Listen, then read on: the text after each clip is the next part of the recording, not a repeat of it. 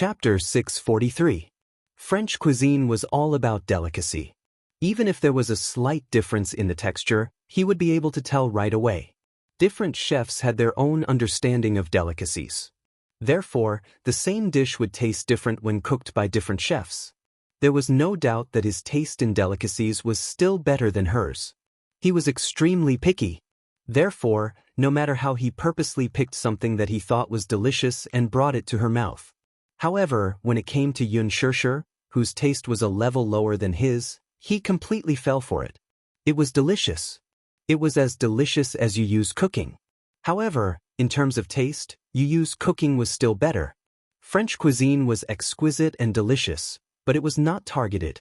The person who understood her taste the most was Yu Yu.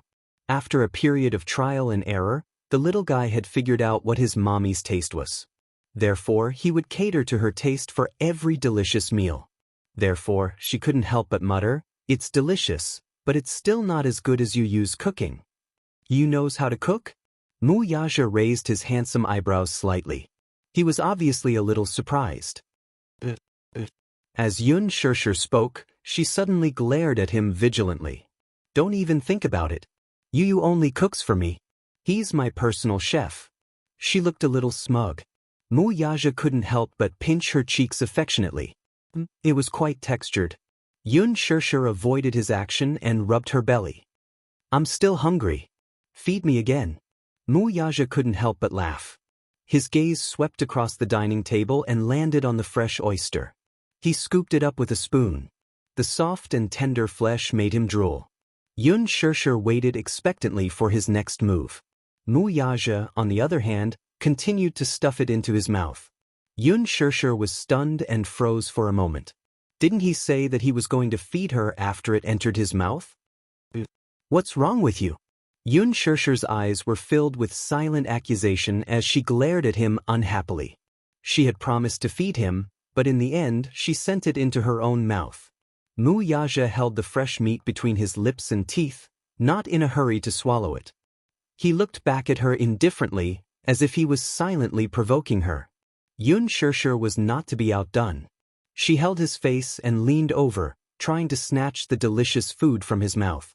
She pressed her lips against the corner of his lips and bit down with her pearly white teeth, snatching the fresh meat into her mouth. Delicious. She was a feast for the eyes. She was truly a feast for the eyes. No matter what a beautiful person did, it was always pleasing to the eye. Xianxia was like that. Wuxia took advantage of the situation and kissed her. The tip of his tongue flicked across her lips that were covered in sauce and deeply invaded. This could be considered as helping each other in times of need. It was the most intimate way for people to be together. He carelessly and unscrupulously dotted her lips. Xianxia was so shocked by his sudden invasion that she couldn't help but lean back. However, he didn't allow her to dodge. His palm clasped the back of her neck tightly, forcing her body to stick to him. He wasn't hungry at first. However, looking at her, he vaguely felt a little hungry. The tip of his tongue gently swept across every inch of her lips, licking those alluring pink lips clean. Not a single bit was left out. It was as if he was seriously tasting the delicious food. Thus, he used this method to feed her the delicious food mouth to mouth. At first, she was still a little uncomfortable, as if she wasn't used to such an intimate way of feeding. Thus, she reached out to take the knife and fork from his hand, wanting to do it herself. However, Wuxia's hand slightly avoided her movements. Chapter 644.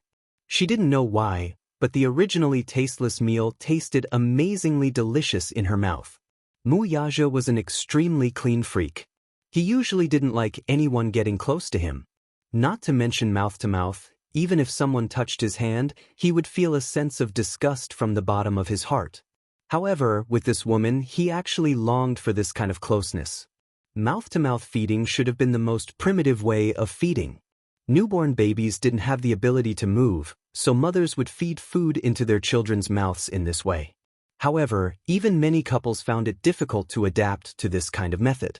Just now, the fresh food was in his mouth, staining his lips and teeth. However, this woman naturally snatched the food from his mouth, without the slightest disgust in her eyes.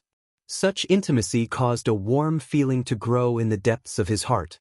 He seemed to be infatuated with this woman's closeness. This feeling of longing was something that he had never felt before. At that moment, something that had long been frozen seemed to be deeply touched. He couldn't help but yearn for more of this kind of closeness. Therefore, when Xianxia reached out to snatch the knife and fork in his hand, he avoided it. How could he allow his fun to be interrupted? Xianxia was a little annoyed. She glared at him and said seriously, "I can do it myself. I don't need you to feed me." "I'll feed you." "No, I'll do it myself." "I'll feed you." "Hey, I'll feed you." Xianxia was so angry that she frowned. How could this man be so hateful? He even deprived her of the freedom to eat. Wuxia found that her coquettish and slightly annoyed expression was actually a little cute. He liked her expression very much. Not eating? Wuxia saw that she was frozen in his arms and didn't move, so he asked. Xianxia seemed to be angry and didn't want to pay attention to him. She seemed to be acting coquettishly, but also seemed to be sulking. The man lowered his head slightly and asked, "Are you full?" Xianxia pursed her lips tightly and seemed to ignore him. "Since you're full, it's your turn to feed me." As Wuxia spoke, his warm palms slowly extended into her skirt, following her soft and tender skin to explore the mysterious area. Xianxia was so shocked that she hurriedly stopped him. Somewhat embarrassed and annoyed, she said, "What are you doing? What are you thinking about all day long?" Xianxia felt angry and amused at the same time. "I was thinking about how to eat you." Xianxia was completely speechless. She only said gloomily, "But I'm not full yet." Wuxia raised his eyebrows slightly, sucking on another piece of steak as he inched closer to her face. But this time, she couldn't care less about it. He was simply too hungry. Once a person was hungry, they couldn't care less. Thus, she gently hugged his shoulders and took the food from his mouth, swallowing it happily. He tirelessly used such a complicated method to feed her again and again. And Xianxia gradually accepted the way he fed her. Like an obedient kitten, she nestled in the man's arms and took the food from his mouth calmly. In the process, more than half of the delicious food on the table was quickly gone. Wuxia sucked on a mouthful of foie gras. After feeding her, he took the opportunity to kiss her again. Chapter 645. He hugged her to sit on his body and deepened the kiss. Xianxia still had some sense. She realized that they were in the restaurant's private room and she didn't know when someone would break in, so she couldn't help but feel nervous. "Don't be here. Someone will come in later." He coaxed her with his lips against hers. This was his world. Without his orders and summons, who would dare to step in here? Her apprehension was therefore entirely superfluous. Xianxia couldn't resist and could only let him kiss her deeper. It had to be said that Wuxia's kissing skills weren't exquisite at first. When he first kissed her, he took her by force. He was overbearing, but he was also a little clumsy. But now, his kissing skills were superb and exquisite, and he was already on her finger. She wasn't his opponent at all. After a lingering kiss, she felt as if she was about to turn into a pool of spring water in his arms. He didn't even take the next step. Just by kissing like this, she felt as if there was an electric current running up her spine and her heart was beating fast. Xianxia's shoulders couldn't help trembling slightly and she shivered. She couldn't help but reach out her hand to resist his attack. Wuxia, however, took the opportunity to kiss her jade-like fingertips and pecked them lightly. A numbness instantly spread from her fingertips to her heart. Then he lifted her chin with his slender fingers, lowered his eyes, and kissed her on the lips, twisting and rubbing against her. Wuxia hugged her waist and stood up with her in his arms. She let out a cry of surprise, and by the time he came back to his senses, she was already in an ambiguous position with her body pressed tightly against his. It was so ambiguous that it was unreasonable. The temperature in the room suddenly rose. Wuxia pecked her lips and whispered in her ear, "Xianxia, stay with me." His voice was clear, deep, and extremely magnetic, but inadvertently revealed an unprecedented pampering. He said that he wanted her to be with him. He gave her the whole world. His whole world. Yun Shirshi's face couldn't help but heat up a little. She slowly nodded and softly said, N, which could be considered a happy agreement. Be together. She would give him the whole world. Her whole world. There was another private room in the private room. The bathroom, bed, sofa, everything was fully equipped, just like a dreamy suite. Mu Yaja carried her to the sofa and carefully placed her on it. It was as if she was an extremely fragile treasure. His gentle movements made her feel as if she was in a dream. It was as if she had never been so gently doted on by a man before. Could it be a dream? Yun Shirshir was inexplicably worried about personal gains and losses. She was scared witless. He was afraid that everything in front of him was just a dream. When the dream was shattered, he woke up. Yun Shirshir was in a daze. She couldn't help but reach out her hand and caress his handsome face. Her slender fingers caressed every inch of his extraordinary features. It was unbelievably real. It was not a dream. Her fingertips couldn't help but tremble slightly. Mu Yaja held her hand and kissed it gently. Then, their fingers intertwined and his body slowly covered hers. In this position, he entered her. There was no aggressive attack, no forceful taking. His movements were gentler than any other time. He cherished her. He couldn't bear to hurt her. He wanted her to clearly feel how wonderful it was to make love with him. In the aftertaste of love, she gently closed her eyes and lay in his arms. She rested her head on his warm chest and wrapped her fingers around the necklace on her collarbone. The diamond embedded in the pendant was cut into the shape of a beautiful shooting star. It was exquisite, noble, and elegant. Chapter 646. It was so beautiful. Yun Shirshir's eyes were curved, and her eyes were bright as if she was smiling. She liked the pendant so much that she couldn't bear to part with it. She didn't hide her love for the pendant at all. Seeing that she seemed to really like it, he was very happy. Minyu, this kid, was not bad sometimes when he came up with ideas. Mu Yaja wrapped one arm around her body, lowered his head, and kissed her gently between her eyebrows. Yun Shirshir pursed her lips and smiled shyly. Her fair, jade-like face was pink and tender. She was obviously shy, and the shallow dimples on her cheeks made her look a little lovey-dovey. Her dimples were very beautiful. They were shallow and small, and when she smiled, they were too sweet. Mu Yaja couldn't help but kiss her dimples with infatuation. He really liked her naive look. She was lively and fragrant. She was charming and enchanting. She was clearly such a tender and pure beauty, but her bones seemed to exude the most primitive temptation of a woman, like a charm. He even suspected that this woman must have been a disaster in her previous life. She was born in ancient times and deserved to be a demon concubine who bewitched the emperor. Looking at her lovely appearance, Mu Yaja's throat moved, and his lower abdomen faintly tightened again. No matter how much he wanted this woman, he could never get enough of her. Yun Shirshir had no idea what kind of deep water the man beside her was in at this moment, and she also didn't know that this man loved her dearly and was trying hard to suppress the vigorous lust in his body. She suddenly looked up and smiled. She thought for a moment and asked carefully, Mu Yaja, I want to ask you a question. Mu Yaja suddenly said a word, but Yun Shirshir was a little stunned. She didn't understand the meaning of the word. Mu Yaja saw her stunned expression and couldn't help but reach out to touch her nose. He laughed and said, Little fool, you don't have to call my name. When he said that, Yun Shirshir was smart enough to understand the meaning of his words. She blushed and asked tentatively, J?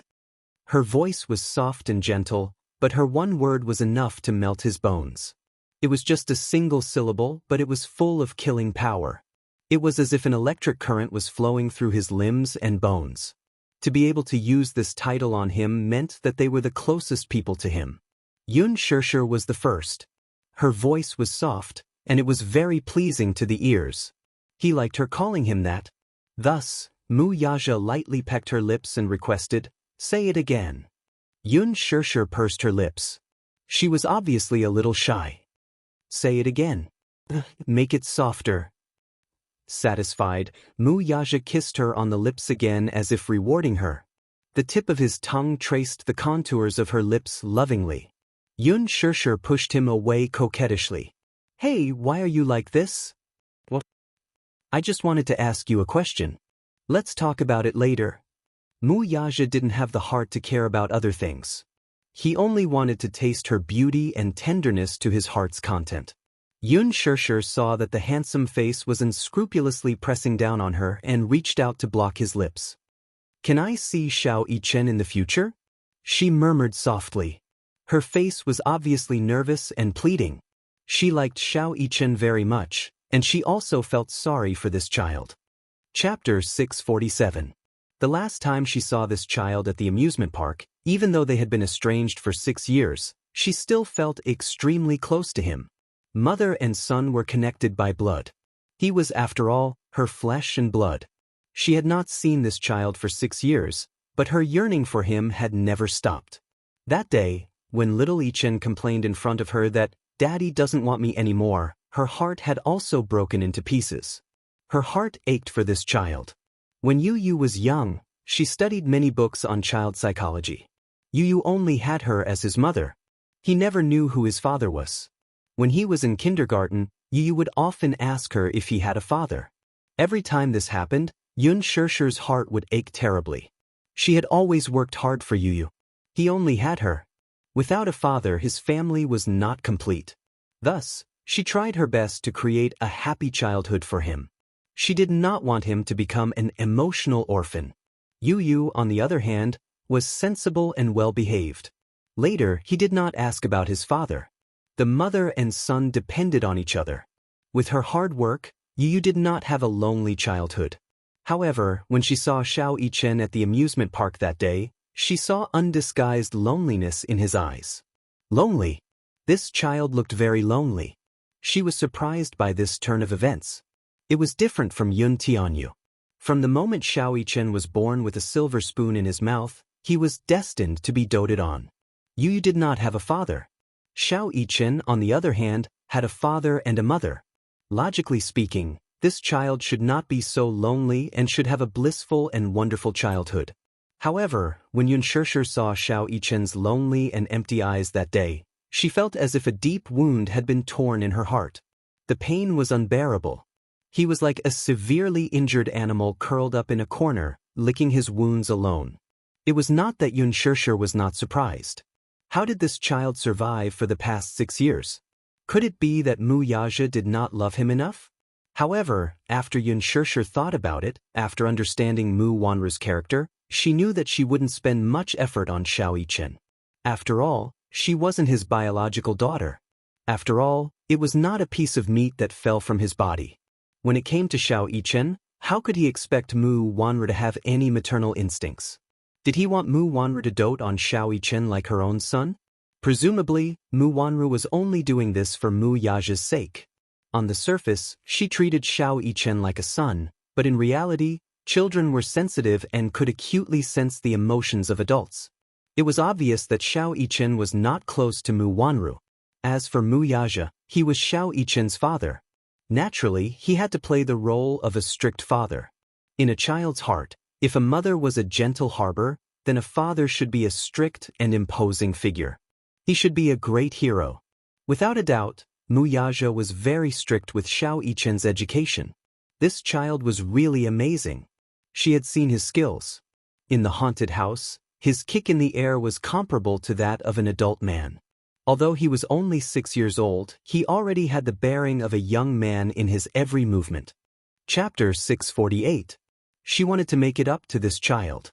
Mu Yaja caught the pleading and cautious look in Yun Shirshir's eyes. He could not help but recall that day at the hospital when Yun Shirshir carried Yu away. Xiao Yichen chased after her reluctantly with tears streaming down his cheeks. Sometimes, one's bloodline was a very mysterious thing. Yun Shirshir did not know. Mu Yaja, however, knew. It was not that Mu Wanru had not tried to enter Xiao Yichen's heart. She tried to please and dote on Xiao Yichen, but she could not get him close to Mu Wanru from the bottom of his heart. However, although Yun Shirshir and Xiao Yichen had only interacted for half a day at most, Xiao Yichen was obviously very concerned about her. This child was cold on the outside but warm on the inside. This was very similar to him. He was the same when he was young. Other than his mother, he was not close to anyone. After his mother passed away, he sealed his heart. As for Xiao Yichen, other than in front of him, he seemed to be as cold as frost when interacting with others. He was not close to anyone. Even Mu Sheng, who loved him to the bone, kept a distance from the little lad. He sealed himself in his own world. He was very strict with Xiao Yichen. When Xiao Yichen was only 4 years old, he threw him into the special training camp and underwent hellish training from a young age. The child was in awe of him. Yet, he yearned to be close to him. It was just that he was usually busy with work and could not take care of everything. Hence, it was inevitable that he would neglect to interact with the child.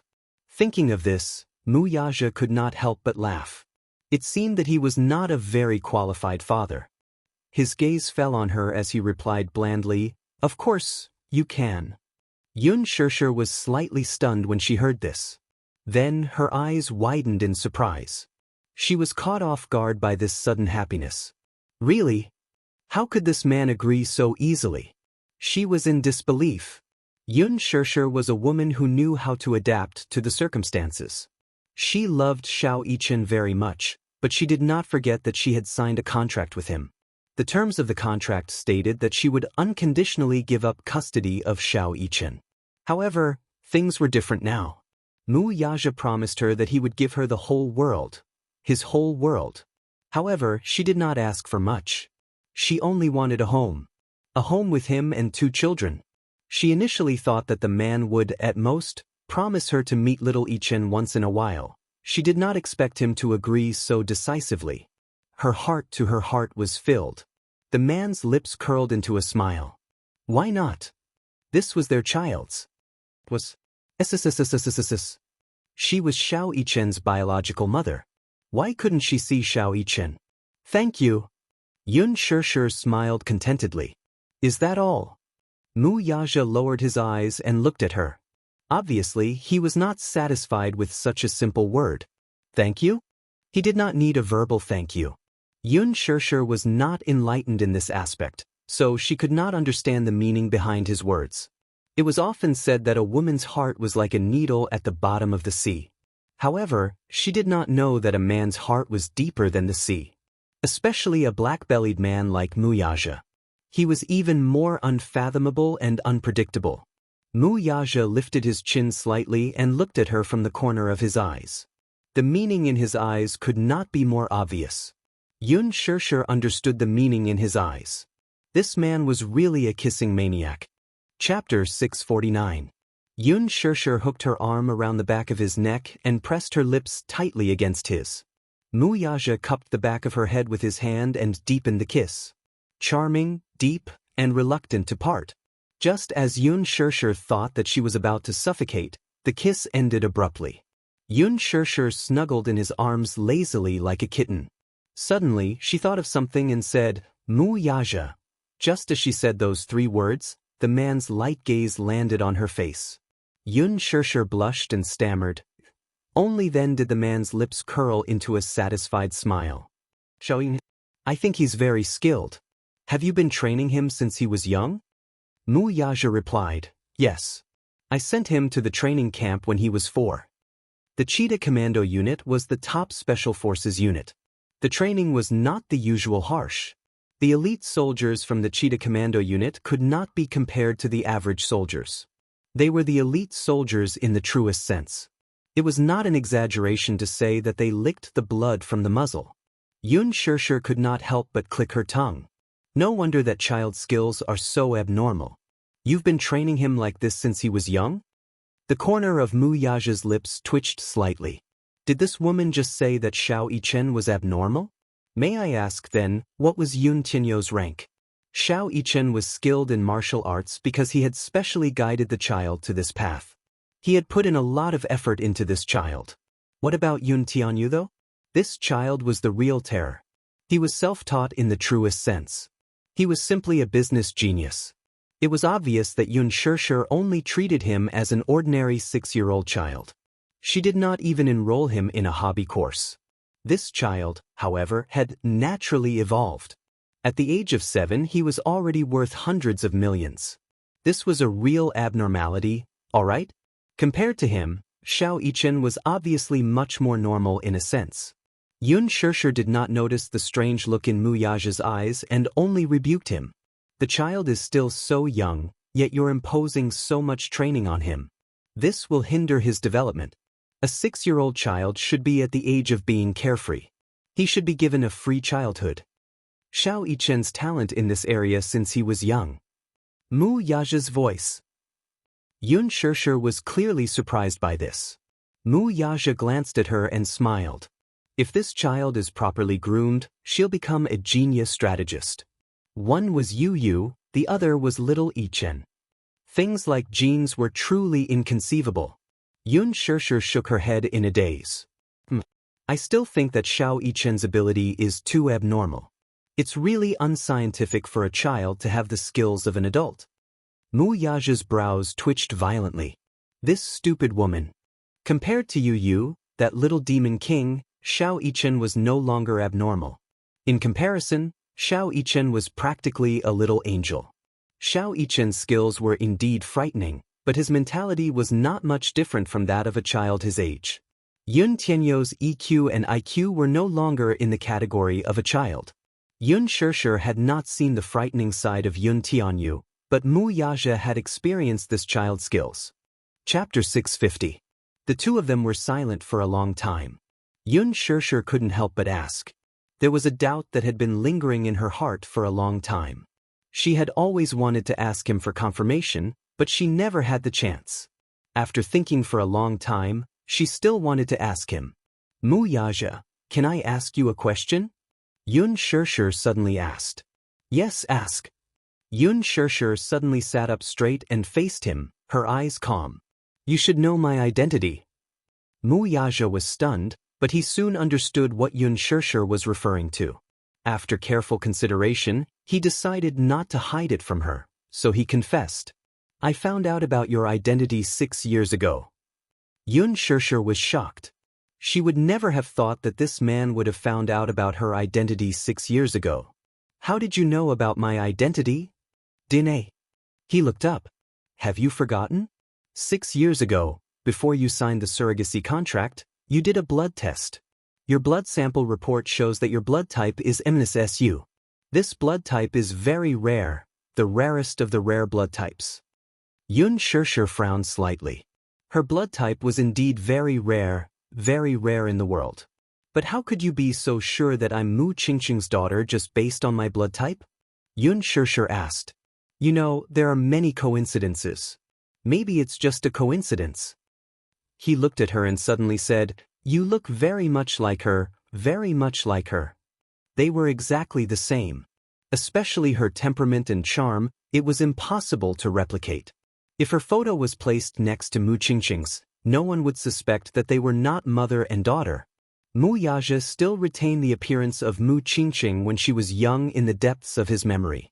When Mu Qingqing left the Mu family, he was already 5 years old and could remember things. Even if his memory of Mu Qingqing was very vague, her beautiful face was deeply engraved in his memory and left a deep impression. When he saw her photo 6 years ago, he felt that she was somewhat familiar. It was only when he saw Mu Qingqing's photo in Mu Sheng's study that his suspicions were confirmed. Therefore, he ordered the hospital to take Yun Shirshir's blood sample for a paternity test. The DNA database still has Mu Qingqing's DNA report. After comparison, your DNA matches hers perfectly. This answer completely confirmed his guess. Mu Yaja lowered his gaze and met her eyes. I've already found out that you're Mu Qingqing's daughter. So you already knew. Yun Shirshir smiled bitterly. She lowered her eyes slightly and slowly said, Mu Wanru stole my jade pendant. By a freak combination of factors, she took my identity and was recognized by the Mujia. Sadly, I only found out about this matter recently. From the moment she entered the Mu family, I thought that she was very suspicious. Yun Shirshir was a little surprised. Then, why didn't you say anything? Is it important? Mu Yaja suddenly asked. Who was Mu Wanru? Was her identity real? It did not matter to him. Why is it not important? Yun Shirshir smiled bitterly. If fate didn't play tricks on me, I would have been your fiancé from the start. They would not have met so late. She would not have met him in such an awkward position. Chapter 651. If not, they would not have met so late. She would not have faced him in such an awkward position. Instead, she would have stood beside him as his legitimate fiancée. Wuxia smiled at this. He could not help but ruffle her silky hair. This silly woman must have thought that if she were the one who had returned to the Mu family 15 years ago, she would have become his legitimate fiancée. Alas, he did not think so. In a way, if Mu Wanru had not replaced her, he might not have fallen in love with this woman. 15 years ago, he could only resist and reject Mu Qingqing. The young Mu Yaja harbored a strong enmity toward this woman. Mu Qingqing was the woman his father dreamed of and the woman his mother hated for the rest of her life. She was the woman his father cherished for the rest of his life. Mu Lianqing had given her his love for the rest of his life. His heart had always been with Mu Qingqing, and it had never left her. Infatuation and devotion. Jiang Yishan's initial anger and humiliation to her eventual despair and depression were all caused by this woman. In Mu Yaja's mind, Mu Qingqing was undoubtedly a woman who had committed a heinous crime. It was this woman who, without any effort, made his parents' marriage disappear in name only. She was the main culprit. Hence, when Mu Sheng pushed the 9-year-old Mu Wanru in front of him and told him that she was Mu Qingqing's daughter, his younger sister, and his future wife, Mu Yaja was furious. Mu Yaja looked at Mu Wanru with eyes full of disgust. He found her disgusting. However, for the inheritance of the Mu family's head, he did not hesitate to use her. He used her as the price to obtain the inheritance of Disheng Financial Group. It was only when he grew up that he understood. His father and mother's marriage was a sacrifice in the game between the rich and powerful. This marriage had nothing to do with romance or love. One had no choice but to marry, and the other had no choice but to marry. It was a transaction in name only. Mu Qingqing was not a third party. On the contrary, she had always been a chaste woman. However, his father's infatuation with Mu Qingqing had never changed. Only then did he erase his hatred towards Mu Qingqing. Perhaps, if she were the one Mu Sheng had brought back to the Mu family 15 years ago, he did not even dare to imagine if she would become his pawn. Mu Wanru replaced her identity and entered the Mu family, but she also replaced her and became the chess piece in his hands. To replace her as the victim. Fate seemed to have its own will. They had met at just the right time. Sometimes, a freak combination of factors might not actually be a freak combination of factors. However, in order to meet her, he had probably used up all his luck. 6 years ago, Mu Wanru was found to be infertile. You should know about this, Mu Yaja suddenly said slowly. Yun Shirshir nodded. Yes, I know. He lowered his gaze. She wasn't born infertile. When Yun Shirshir heard this, she widened her eyes in shock and looked at him in disbelief. How can that be? I heard that the Mu family even invited the most authoritative medical research center in the country for this matter. Disheng Financial Group controls 40% of the country's medical market share. Mu Yaja's lips curled into an extremely sinister smile. That's why it's not difficult for me to forge a diagnosis. Chapter 652. What do you mean? She somewhat understood, but also somewhat did not understand. She always felt that Mu Wanru's pregnancy was very suspicious from the beginning to the end. Thinking about it carefully, it's very strange. 6 years ago, Mu Wanru rushed into the room and condescendingly threatened her. If not for her infertility, she would not be the surrogate. Therefore, she learned that the fiancé of the employer who signed the contract with her was infertile. How could a person who had been judged by various authoritative organizations suddenly get pregnant? It's extremely strange. It's simply impossible. Although there are miracles, Mu Wanru's miracle is too strange. Mu Yaja looked at her face that constantly changed and slowly said, her so-called infertility diagnosis was forged by me. Forged by others? What kind of power does this man have? In the capital, Mu Yaja's family business is big, and he can cover the sky with one hand. And Mu Yaja is a person who can turn clouds and rain with a wave of his hand, playing with a lot of carnage. To forge a certificate of infertility, for him, it's just a matter of moving his mouth. But, why did you do this? Yun Shirshir was shocked and asked the confusion in her heart. Muyaja's eyes slightly twitched, and the bottom of his eyes burst out a biting cold light, but he said lightly, because she is a chess piece. A chess piece must obey the will of the master. This is the duty of a chess piece. Xianxia was shocked. However, after thinking about it carefully, she was not surprised. Such ruthless and indifferent words, from his mouth, she did not feel strange. However, she still felt confused. Chess piece? What chess piece? At the beginning, Grandpa ordered me to marry her. Muyaja hooked up his lips and smiled. If I get engaged with her, I can get the inheritance of the Wuxia's lord. The Wuxia is very big, but not everyone is qualified to enter the Wuxia's main house. Only the Wuxia's patriarch and the next generation's patriarch are eligible to live in the Wuxia's main residence. At that time, his father had passed away. In such a large clan, he and his mother depended on each other for survival, and every step they took was filled with trepidation. The Wuxia also has many factions within the Wuxia. Both the direct descendants and the cadet branches were eyeing him like a tiger watching its prey. He was Mu Xing's proudest grandson and the most favorable candidate to be the next head of the family. Thus, there was no doubt that he had become a thorn in the side of those people. Many people wanted to get rid of him. Every day, every moment, passed with fear and trepidation. Therefore, at that time, the inheritance of the Mu family was undoubtedly a protective talisman for him and his mother. At that time, grandfather was old and his health was deteriorating. After my father passed away, the position of the head of the family had always been empty. Many people were eyeing it covetously, and grandfather had always been hesitant about whether he should settle the position of the head of the family. Muyaja said expressionlessly, "As for me, as the most powerful candidate, many people are eyeing me covetously. But I wasn't old enough then. In order to get the power of succession, I used marriage as a bargaining chip. Mu Wanru, on the other hand, is just a pawn for me to use. Do you think I'll have feelings for a chess piece?" Xianxia's heart turned cold. This man, he was actually so cold and two-faced. He could actually use someone to this extent.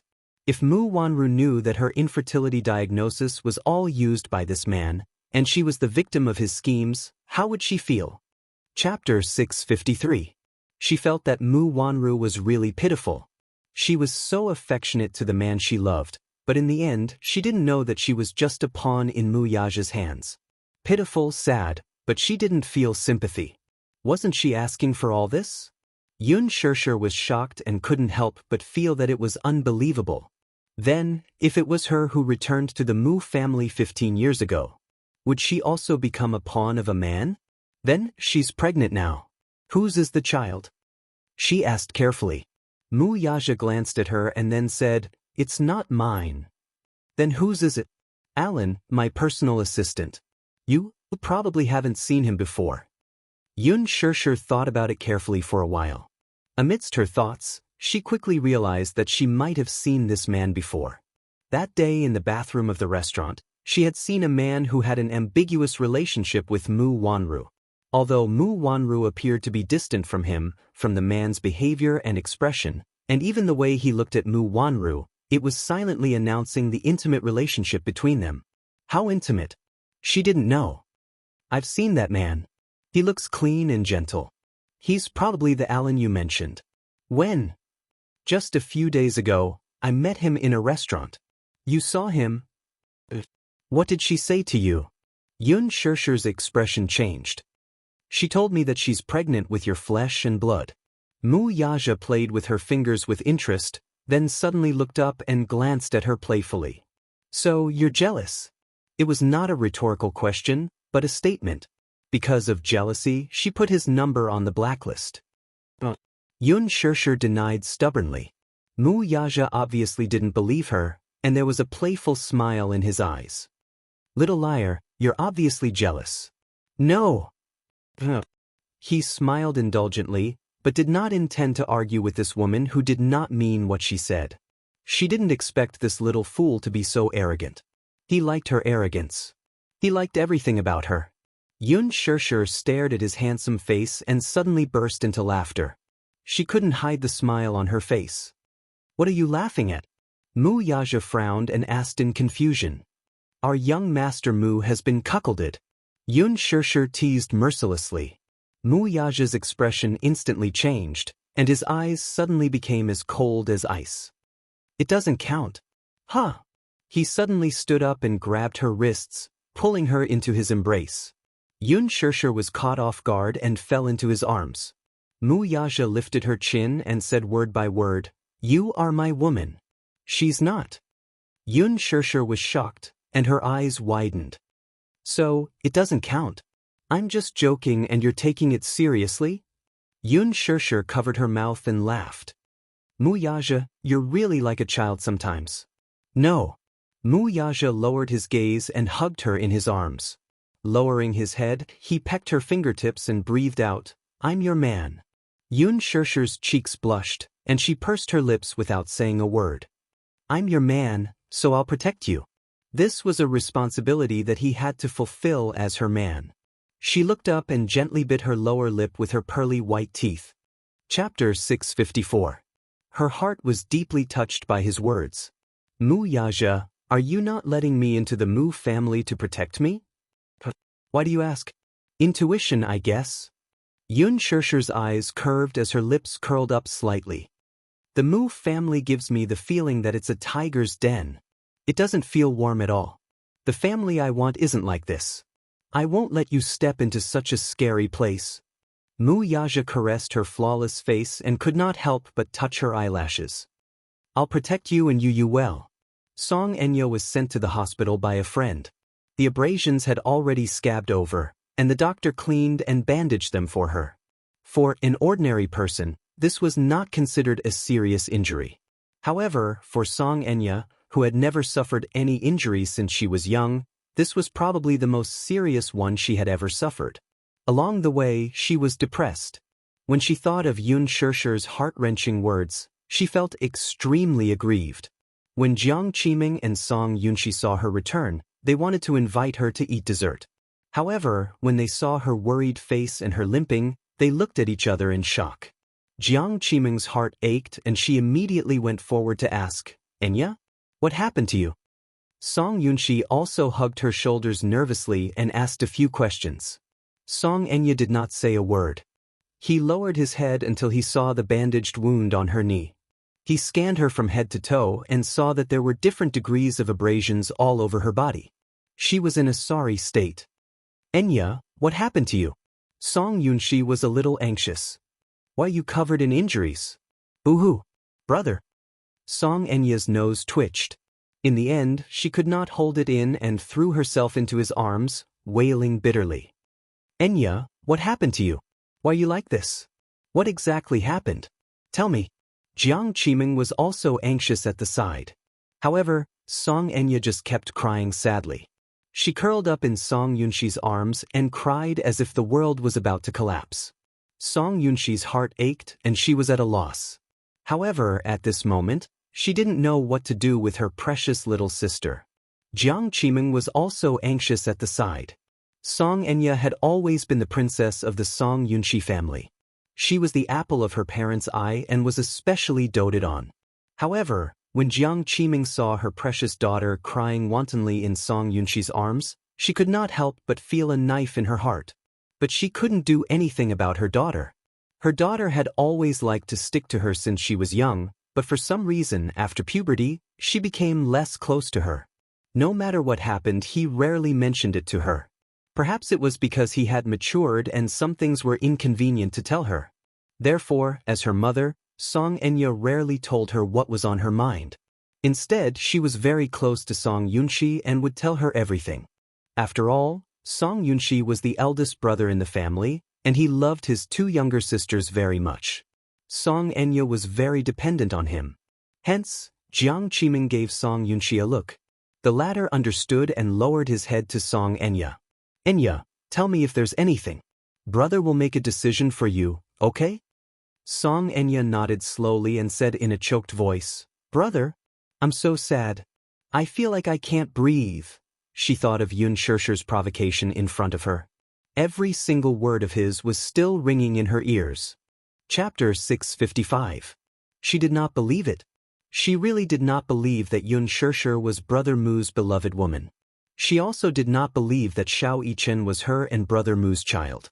However, facts spoke louder than words. Xianxia did not seem to be lying. The main thing was that she had carefully observed this woman's eyebrows and eyes. They really resembled Xianxia's. Could it all be true? Years ago, there was a rumor that Mu Wanru was infertile, so the Mu family offered a sky-high price for Xianxia to be a surrogate and not Mu Wanru's biological child. Could Xianxia be that mysterious surrogate mother? Song Yunxi brought her into the room and sat on the bed. Under Song Yunxi's gentle persuasion, Song Enya finally calmed down a little. She relied on Song Yunxi as much as anyone else. Song Yunxi was the only one who could truly tolerate her unreasonable behavior. It was to the extent that she was only willing to talk to him about anything. "Brother, do you think it's possible between Brother Mu and me?" Song Enya clenched her hands tightly and asked carefully. Song Yunxi was furious. He suddenly stood up with a gloomy expression. "I knew it was him.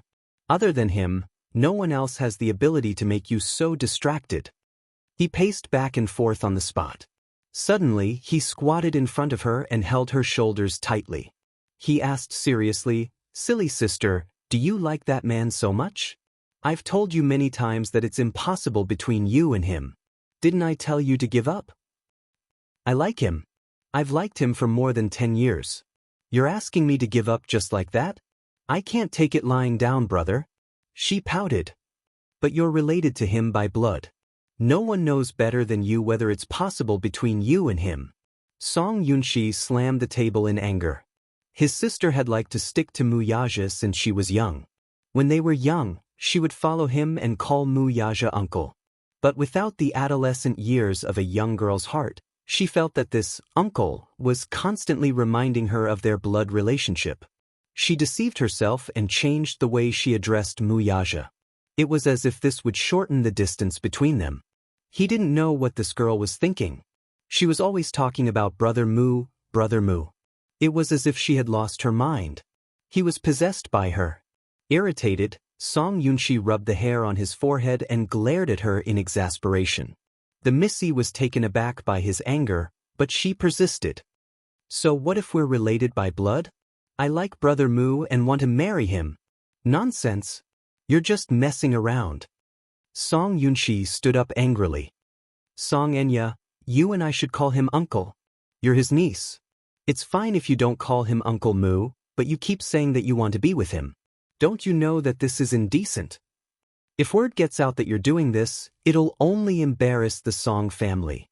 You'll embarrass me and our parents." Song Enya was indignant. "I have many cousins who are together, and their children are all very healthy. This isn't considered indecent, right? What are you doing?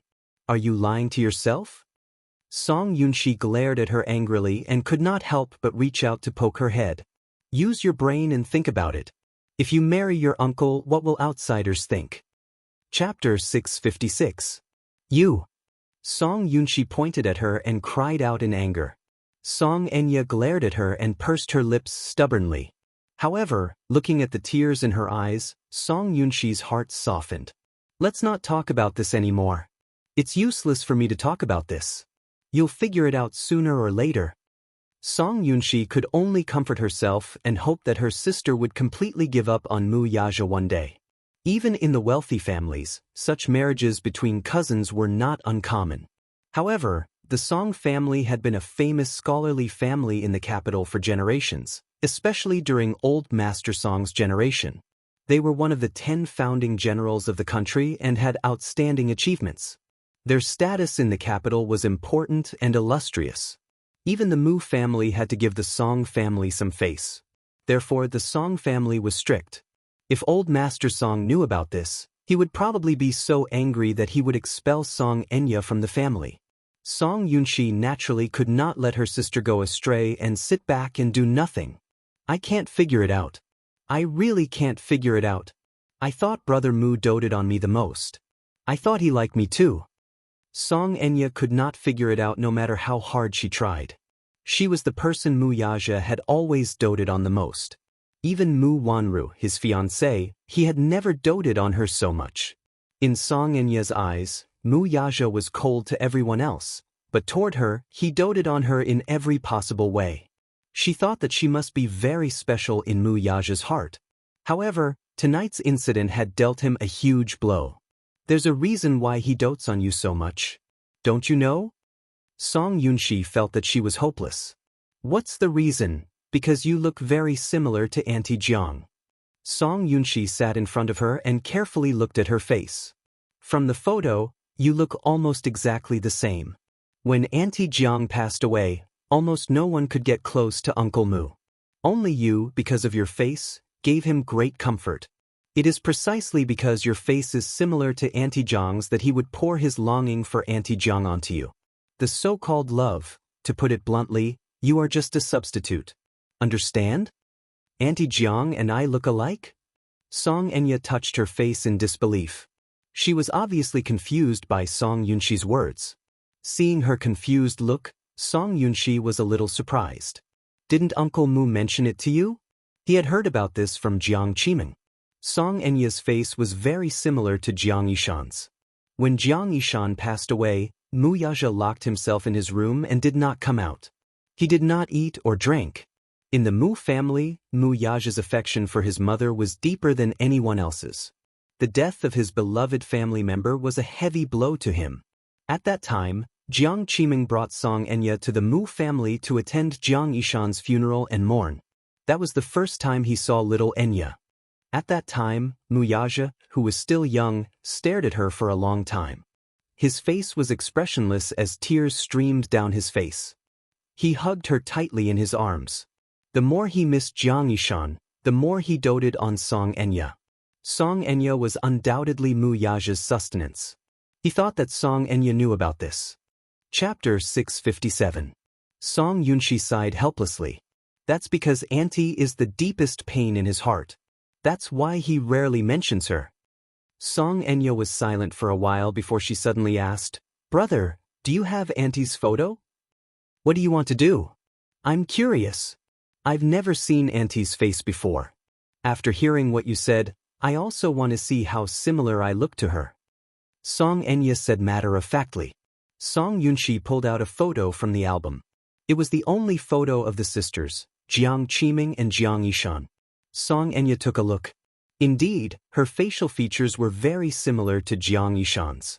If others saw it, they would only think that she was Jiang Yishan's daughter.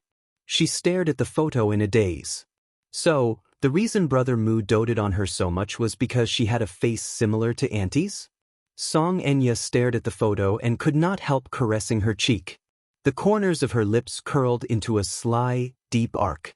She looked like Auntie Jiang. Did that mean that at least Brother Mu wouldn't hate her? Did that mean that she still had a chance? That Yun Shirshir was nothing. Even if Brother Mu doted on her, it was at most a whim. Who knew, she might be smug now and abandon him not long after. However, Brother Mu would not abandon her. She loved him. Even if it was because of ethics, even if she did not have a proper status, she did not care at all. Her face was the bargaining chip that she held tightly in her hands. She must snatch Brother Mu back from that woman. Song Enya pursed her lips tightly. She did not know that she had such a unique advantage in the past. So what if she was a substitute? So what if she was just a part of Brother Mu? No matter what identity or method she used, as long as she could stay by the side of the man she loved, she would endure any grievances and use any means. Song Yunshi did not know what Song Enya was thinking in her heart at this moment. She only lifted a corner of her skirt and looked at the bloody gauze with extreme heartache. "What's going on with your wound?" Song Enya returned to her senses and looked at Song Yunshi's worried and heartbroken expression. She immediately pretended to be aggrieved and complained, "Brother, someone bullied me." Song Yunshi was furious. "Who bullied you?" "Yun Shirshir. This is the woman who hit me." "Hit you?" Song Yunshi was so shocked that she stood up all of a sudden. Her handsome eyes were filled with anger. "Who is Yun Shirshir? Where did this woman get the guts to bully you?" Woo. Sobbing, Song Enya recounted what had happened that night. This time, Song Yunshi was completely infuriated. Normally, he couldn't even bear to lay a finger on his precious little sister. But now, she had been bullied outside and was even injured all over. How could he bear it? Song Yunxi clenched her fists and gritted her teeth in anger. That woman is called Xianxia, right? Brother, don't be angry. She seems to be Brother Mu's woman. Although she's quite arrogant, Brother Mu dotes on her, so she definitely has nothing to fear. You'd better not stand up for me. What if you offend Brother Mu? She's just a woman. Although the Mu family is powerful and influential, they still have to give the Song family some face in the capital. I don't believe that he'll offend the Song family for a despicable woman. Enya, don't be sad. I'll stand up for you. Chapter 658. The night was getting darker. Mu Yaja sent Xianxia home. Along the way, Xianxia was still immersed in the surprise just now and couldn't come back to her senses. Before this, Mu Yaja took her in a helicopter and flew around the island. This was her first time in a helicopter. It was very novel and interesting. Looking down at the night scene of the island from high up in the sky, the entire island was decorated with starlight. The colorful lights reflected on the surface of the lake, dyeing the surface of the lake into a beautiful color. At a glance, it was so beautiful that it was suffocating.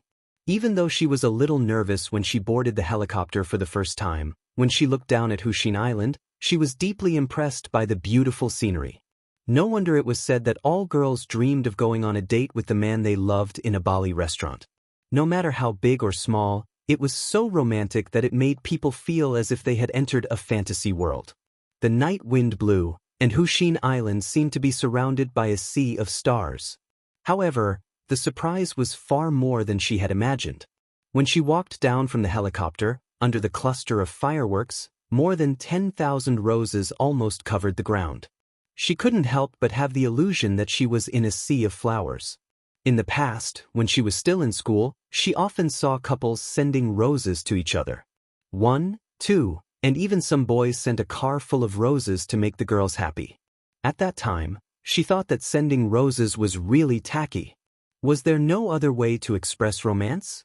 However, when she looked at the roses in front of her, which were like a carpet of flowers, against the gorgeous fireworks, reflecting the dreamy colors, she was so surprised that she was suffocating. It turned out that a sea of roses was so beautiful. It was so beautiful that she couldn't come back to her senses for a long time. Tonight's date had more or less satisfied all of her desires for a date. Mu Yaja glanced at Xianxia sitting in the passenger seat, who was holding her heart and lost in thought. He couldn't help but laugh. What are you thinking about? Mu Yaja, do you know? I originally thought that sending roses was tasteless. Xianxia turned to look at him, her eyes full of surprise. But tonight, I understand why girls like roses. Not only was he surprised, but he was also touched. She was so touched that she wanted to cry. It was a kind of touched feeling of being doted on. It turned out that girls all yearned for romance. Even in the past, he felt that giving a woman roses was very unromantic. But if it was someone she liked, that would be great. He had wanted her to stay by his side for one more night, but Xianxia insisted on going home to accompany Yu. Previously, she had told Yu that she had to film a few scenes overnight and would not be able to return home for a few nights. Yu's disappointed expression made her heart ache. Therefore, she wanted to hurry home and accompany him. The car stopped at the entrance of the villa. Xianxia gets out of the car and sees that the light in the study is still on. His heart skipped a beat. She subconsciously raised her hand to look at her watch. It was already past 1 in the morning. What was this child doing? Why aren't you asleep yet? Mu Yaja also got out of the car. When he saw that the light in the study was still on, he was stunned. The two of them looked at each other. In the study, Yun Tianyu sat in front of the computer with a frown and a serious expression. His fingers flew across the keyboard from time to time as he typed a series of instructions in the program window. On the screen, in the black interface, lines of code instructions were constantly being refreshed. Chapter 659. He stared at the screen expressionlessly. He was so engrossed that he did not hear the sound of the study room's door opening despite his usually sharp senses. There was a suffocating atmosphere in the study room. Yu stared intently at the screen as she browsed through the data on it. Her pinkish but tense face was filled with killing intent, and her eyes were as cold as ice. However, after a short while, the data on the screen suddenly turned red. Yu's pinkish lips pursed slightly. As if victory was already in her grasp, her fingers danced on the keyboard as she typed continuously. Tap tap tap tap. The tapping sound of the mechanical keyboard did not seem to stop. Other than that, there was only dead silence. He held his breath as his eyes shone like torches. A hint of mockery flashed across his eyes. Shortly after, the data seemed to have collapsed and turned into a garbled mess. Shortly after, the screen flashed with the image of the Pentagon's home defense system collapsing. The Hurricane Group's logo appeared on the home page. The boy's tense expression faded as an elegant smile appeared on his face. Trying to fight with me? You're overestimating yourself. He closed the interface and pushed the keyboard away. He slowly picked up the cup of Ceylon black tea beside him and elegantly took a sip. At the bottom right corner of the window, Li Hanlin's video conference window kept flashing. He clicked on it, and the computer screen switched to a video. Li Hanlin's figure was exposed before the camera, and his face was filled with amazement. Oh my God! Yu, do you have to be so fierce? The Pentagon's defense system is broken just like that. He was already dumbfounded when he witnessed the collapse of the Pentagon's heavy defense net. This child's ability was beyond his expectations. The Pentagon's defense system was very strict. However, in the hands of this boy, the system was completely destroyed in just a few minutes. Did he have to be so fierce? Did he have to be so heaven-defying? How could this child have such terrifying lethality? Li Hanlin was so shocked that he could not speak. Heh! Yun Tianyu sneered, his eyes filled with disdain and contempt. To me, the Pentagon's so-called defense system exists in name only. How dare they confiscate his cargo ship? Since when did the Pentagon dare to hack into his system? Mobilizing the port to block his route and detain his cargo ships? This was undoubtedly an act of twisting a tiger's whiskers.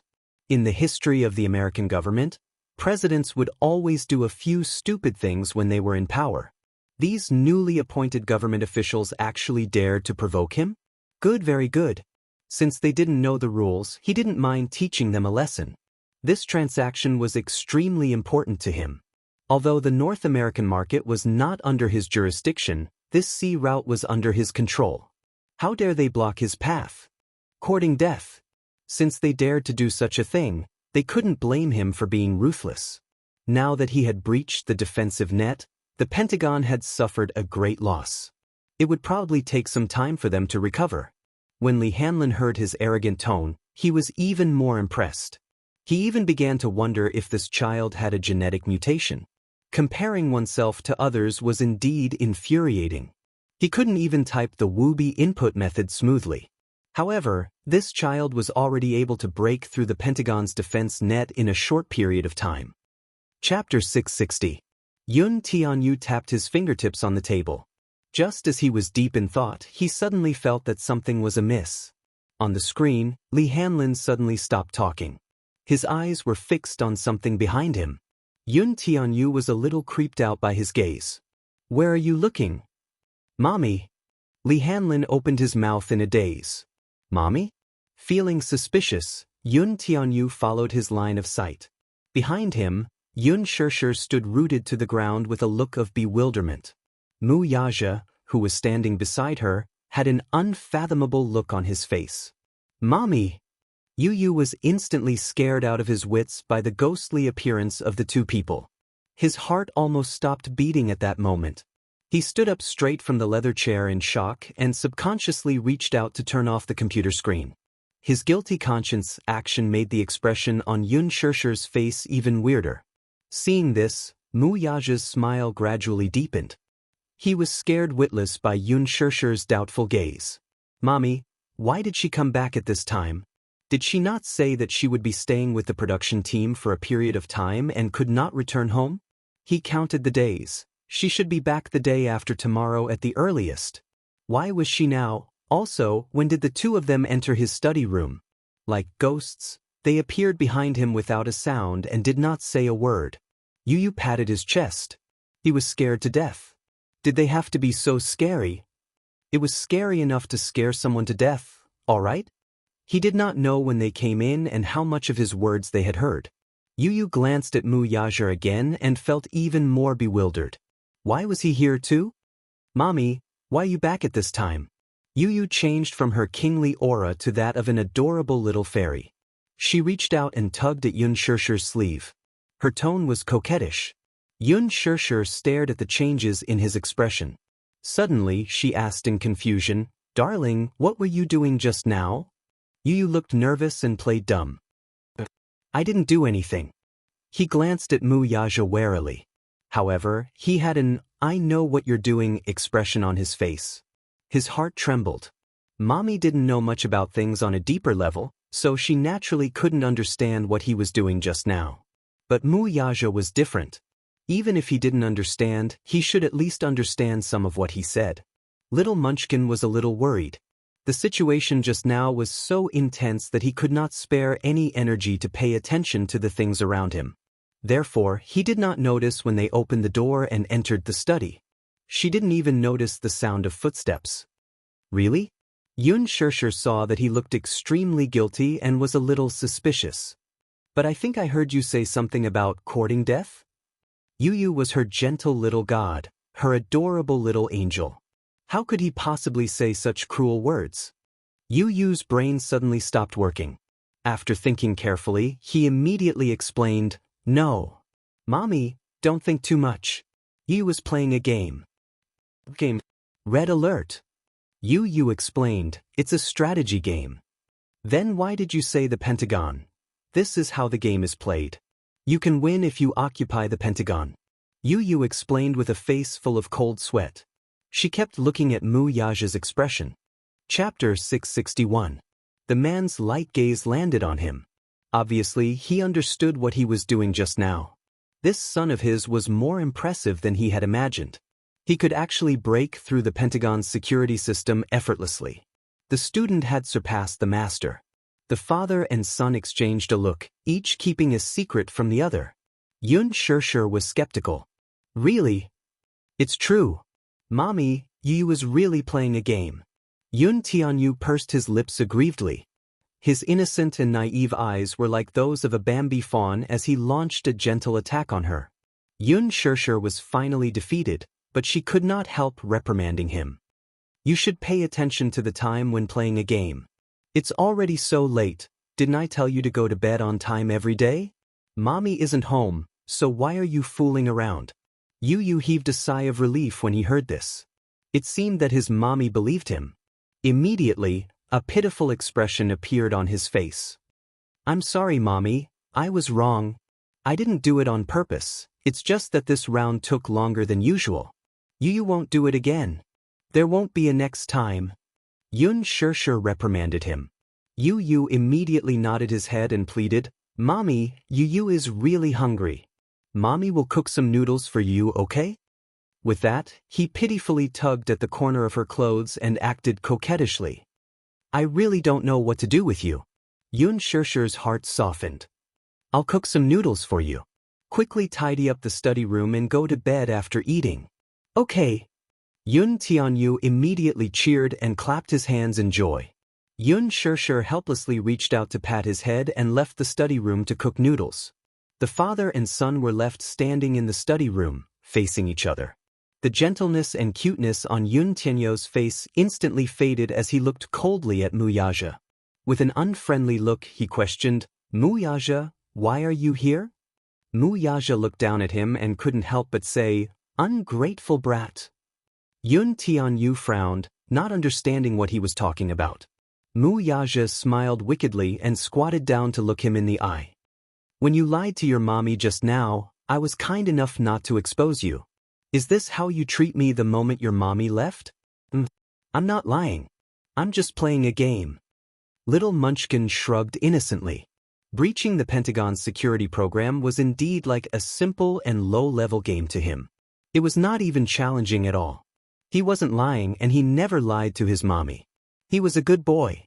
Yun Tianyu had a clear conscience. "I'm playing a game." He nodded earnestly. It was just that this game was beyond the average adult hacker's capability. Breaching the Pentagon in minutes. I'm really impressed by you. Mu Yaja squinted at him. You play with firearms? Yun Tianyo's face darkened. This man was more capable than he had imagined. He could actually understand it. Are you in charge of North America and East Asia's air routes? Yun Tianyu was completely speechless. His daddy was not someone to be trifled with either. Mu Yaja sighed helplessly. Your mommy is stupid and can't understand these things, but I can. My mommy isn't stupid. Yun Tianyu glared at him and retorted with a snort, You're not allowed to speak ill of my mommy. But Chapter 662. Then why don't you call me Daddy? Mu Yaja looked at him, his lips curling into a playful smile. Yun Tianyu's gaze changed and his face turned cold. You want me to call you Daddy? Yu Yu's eyes were full of contempt and disdain. You want me to call you Daddy? Dream on. Yu Yu proudly crossed his arms and raised his head with a pout. His eyes were full of childishness. This man was dreaming. He wanted him to call him Daddy. This person was not even married yet, so how could he change it? Was that even possible? Mu Yaja cocked a brow and nodded. Stubborn fellow. Are you really not going to call me that? Dream on. These 3 words were a merciless rebuke. Yun Tianyu did not give him any face and coldly tugged at the corner of his lips. Mu Yaja shook his head helplessly, looking troubled. I can only report your situation to your mommy. Situation? What situation? Yun Tianyu squinted his eyes warily and sized him up. His brows furrowed in confusion. What do you mean by that? Mu Yaja patiently guided him. Little thing, guess what will happen if your mommy finds out that you're the boss of Leji Holdings? Yun Tianyu's good-looking brows furrowed slightly as he thought about it seriously. Suddenly, he realized something and coldly glanced at him from the corner of his eyes. He snorted and questioned, Are you threatening me? Mu Yaja calmly nodded and admitted it. The corner of Yun Tianyu's eyes twitched violently as he mocked, Mu Yaja, can you be any more shameless? A certain man nodded seriously and shamelessly. Yes, I dare. Do you want to try? Yun Tianyu was stunned. This man was really shameless. He was more shameless than he thought. Yu did not take his threat seriously and only sneered. Mu Yaja, do you think you can threaten me with this? Regarding my identity, I'll come clean with my mommy sooner or later. It's just a matter of time, you can't threaten me. Is that so? Mu Yaja glanced at him from the corner of his eyes and dragged out his last word. Hearing this, the little lad looked up and saw a flash of cunning in the man's eyes. His heart shuddered involuntarily. He actually felt a little guilty because of the smile in his eyes. Mu Yaja's eyes and his handsome face slowly inched closer to the little lad's eyes. With a sinister smile, his thin lips suddenly spouted these words, You, guess. If your mommy, what if she knows that you dabble in firearms, hacking, smuggling, and oil? Every word made Yun Tianyu shudder with fear and trepidation. Her watery eyes couldn't help but widen as she stared at him in disbelief. The sinister and playful smile on Mu Yaja's face was glaring in his eyes at this moment. Yu was completely speechless. This man, how much dirt did he have on him? How did he find out? Yu eyed him suspiciously. He was wary and suspicious. He clearly hid his identity very well. How did this man find out about his identity? You want to ask me how I found out? Mu Yaja seemed to have seen through his thoughts. Yun Tianyu pursed his lips tightly and did not say a word. Mu Yaja reached out and pinched his chubby cheeks with interest. Then, with a deep smile, he deliberately provoked him. I'm not telling you. Yun Tianyu ground his teeth.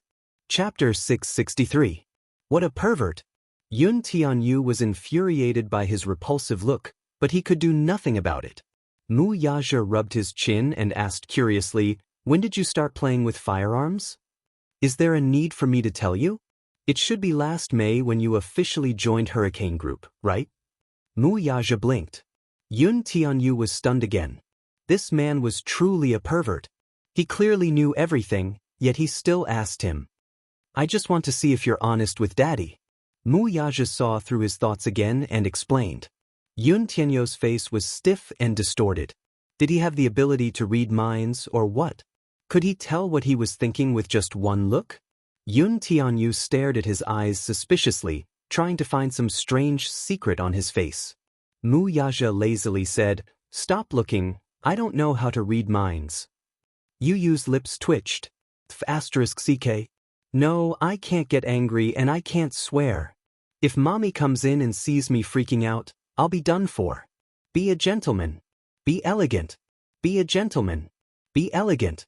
Yu Yu repeatedly reminded himself. Finally, he calmed down and smiled elegantly. Mu Yaja, you know a lot. I also know that you're the head of East Asia's firearms market. Yun Tianyu involuntarily took a step back to maintain a safe distance from him. He originally thought that Mu Yaja did not know his identity. Only now did he realize that he had underestimated this man. Black-bellied, the ultimate black-bellied. Poor Yi. If this man was really as simple as he thought, then who did he inherit his black-bellied genes from? His son was not simple, so his father was naturally not a simple character either. Mu Yaja saw his guarded expression and smiled. I also know that you're the designer of Hurricane Group's arsenal. Liji Holdings' machine research technology can be used to manufacture missiles.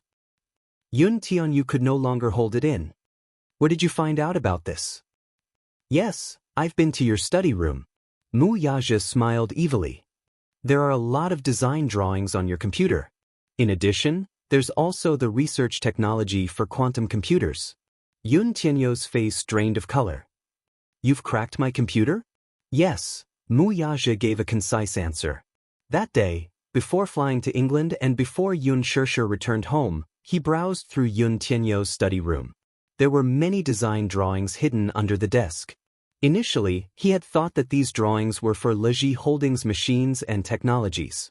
However, upon closer inspection, he was shocked to discover that these technologies could also be used in the field of missiles.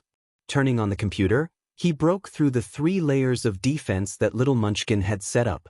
However, he couldn't break through the 4th layer no matter what he tried. He guessed that this system probably had 9 layers of protection, but with his ability, he could only break through 3 layers at most. But there was one thing he wouldn't say out loud. Otherwise, it will be embarrassing. It's a little embarrassing that I can't crack the defense system set by my son. Yun Tianyu looked at him deeply and thought that he had cracked his 9 layers of defense. He could not help but look at the man in front of him in a new light. You actually went through my confidential files. Chapter 664. What else do you know? Yun Tianyu's eyes were filled with wariness. Mu Yaja raised his eyebrows wickedly. Isn't this enough? Arms smuggling and oil monopoly. This is a crime. I didn't expect my son to be the head of the arms syndicate. It's so scary. Mu Yaja patted his chest as if he were truly frightened. Yun Tianyu was completely speechless. Pretentious. What an actor. He clearly looked very calm, all right? How contemptible. This man was too black-bellied. He was even more black-bellied than he had imagined. Mu Yaja pondered for a moment before asking, Say, do you think your mommy will get a heart attack because of you being the head of the arms syndicate at such a young age? Yun Tianyu smiled disdainfully, his face full of contempt. Even if you tell her, she'll only believe me and not you. After all, in her eyes, I'm the cutest and most gentlemanly baby. What if I have evidence? Mu Yaja suddenly retorted. Yun Tianyu was startled. What? I'm sure your mommy will be very surprised if I have evidence of your identity. The evil smile on Mu Yaja's face was glaring. Yun Tianyu gritted his teeth, thinking that this man was really abominable. If he could, he really wanted to tear apart this black-bellied smiling face.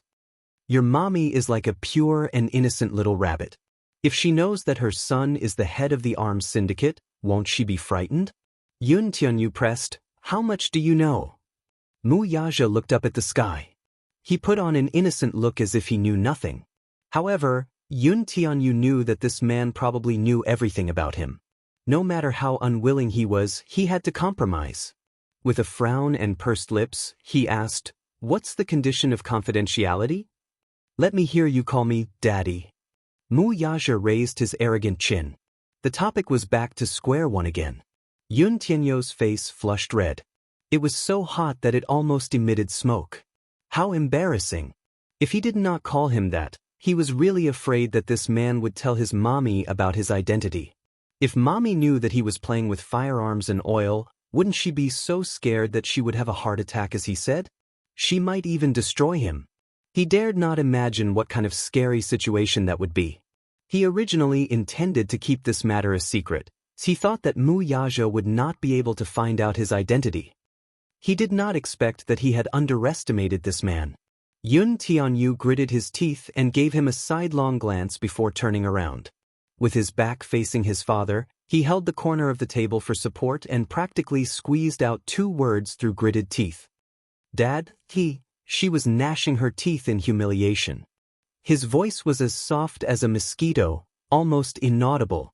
Shouting these 2 words was already the limit for him. Mu Yaja, however, did not appreciate her kindness and replied in a harsh tone, "I didn't hear you." Yun Tianyu angrily turned around and accused, "You clearly heard it." "I didn't hear it. Really, I swear." Mu Yaja raised his palm in a serious manner. Yun Tianyu gritted his teeth in anger.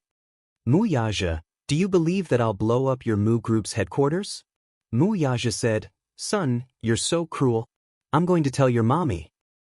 "You only know how to complain." Yun Tianyu exploded in anger. "What can you do to me?" Mu Yaja looked at his little face, which was red from anger. It was tender, and adorable.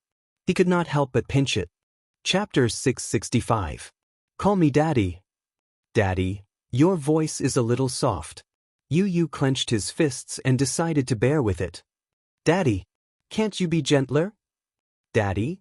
When Yun Shirshir finished cooking the noodles and entered the study room, she saw this scene. She saw Yun Tianyu standing in front of Mu Yaja with downcast eyes and calling out softly, "Daddy, Daddy." Each call was softer than the last. Each call was cuter than the last. Mu Yaja's ears were very pleasing to the ear. Yun Shirshir could not help but be stunned. Since when did this father-son pair have such a good relationship? She cleared her throat and coughed a few times. Yun Tianyu glanced at her from the corner of his eye and saw her standing at the door. He immediately stood up straight with an innocent and adorable smile on his face. "Mommy." Yun Shirshir helplessly hugged her arms. "What are you guys doing?" Yun Tianyou's face inexplicably turned red when he heard this. Mu Yaja, however, answered blandly, "We're exchanging feelings." Yun Shirshir, "Yun Tianyu, how shameless. Who's exchanging feelings with you? You're the one who's sticking to me. I'm not exchanging feelings with you. Who has feelings for you? Yun Tianyu felt extremely humiliated. "I'll never play with this man again." He angrily stomped his feet and then looked at Yun Shirshir with an extremely resentful and aggrieved expression. His big, watery eyes were glistening with tears. He looked as if he was about to cry. Yun Shirshir, however, was completely in a daze. She did not understand that this child who had always rejected Mu Yaja was now calling him Daddy, with each call sweeter than the last. "Did I see a ghost?" Or, Yun Shirshir suddenly glared suspiciously at Mu Yaja. "Did you bully my baby?" Her eyes were as sharp as a gun. Mu Yaja immediately raised his hands innocently and stood up. He pursed his lips and explained, "I'm innocent. I didn't do anything." Both father and son looked at him pitifully and innocently. Yun Shirshir was stunned. He actually had a misconception. The father and son in front of him looked more innocent than the other. They were like 2 dogs wagging their tails and begging for mercy. They were quite cute. Although this analogy was not very kind. But it was indeed very similar. Yun Shirshir suddenly couldn't help but laugh out loud. Seeing her suddenly smile, Yun Tianyu felt even more aggrieved. His expression crumbled as he softly whined, "Mommy, all right, the noodles are ready." After saying that, Yun Shirshir turned around and entered the restaurant. Yun Tianyu turned his head to glare fiercely at his father. Mu Yaja lowered his eyes to look at him with a sinister smile. Are you satisfied? Wuxia? What did you call me? Wuxia knitted his brows in displeasure. Call me daddy. Be good. I've already called you daddy. Yun Tianyu felt that it was necessary to remind him not to push his luck. Wuxia could not help laughing when he saw his awkward look. The little guy was good in every way. He was just especially arrogant and awkward. Asking him to call him daddy was akin to forcing him to swallow a gun. Was it that difficult? You did call me daddy earlier, but my condition is that you call me daddy forever. Forever? Yun Tianyu was shocked. He clenched his fists so tightly that smoke was about to rise from the top of his head. Wuxia, isn't your request too much? How is it too much? I'm your daddy, you're my son. Chapter 666. Hearing this, Wuxia's eyes turned into crescents. He squatted down slightly and held his shoulders. He quietly looked at the little lad at eye level. There was no need to hide the affection in his eyes. His thin lips parted slightly as a few words escaped his lips. Is it too late now? His tone and expression were serious. Yun Tianyu was slightly taken aback and stunned. Is it too late for me to dote on you, pamper you, and love you now? Wuxia could not help holding his little hand and gently massaging the back of it with his fingers. The little lad's hand was soft and fleshy. It was the softness of a 7-year-old child. His skin was as white as snow, and the blood vessels under his skin were clearly visible. His fingertips were adorably pinkish. It was hard to imagine that this pair of hands had created so many incredible legends. It was this pair of hands that had destroyed the Pentagon's defense system just a few minutes ago. His son was a genius. Even though he was only 7 years old, his achievements had attracted the attention of the world. It was as if a powerful soul was hidden in his small body. Incredible.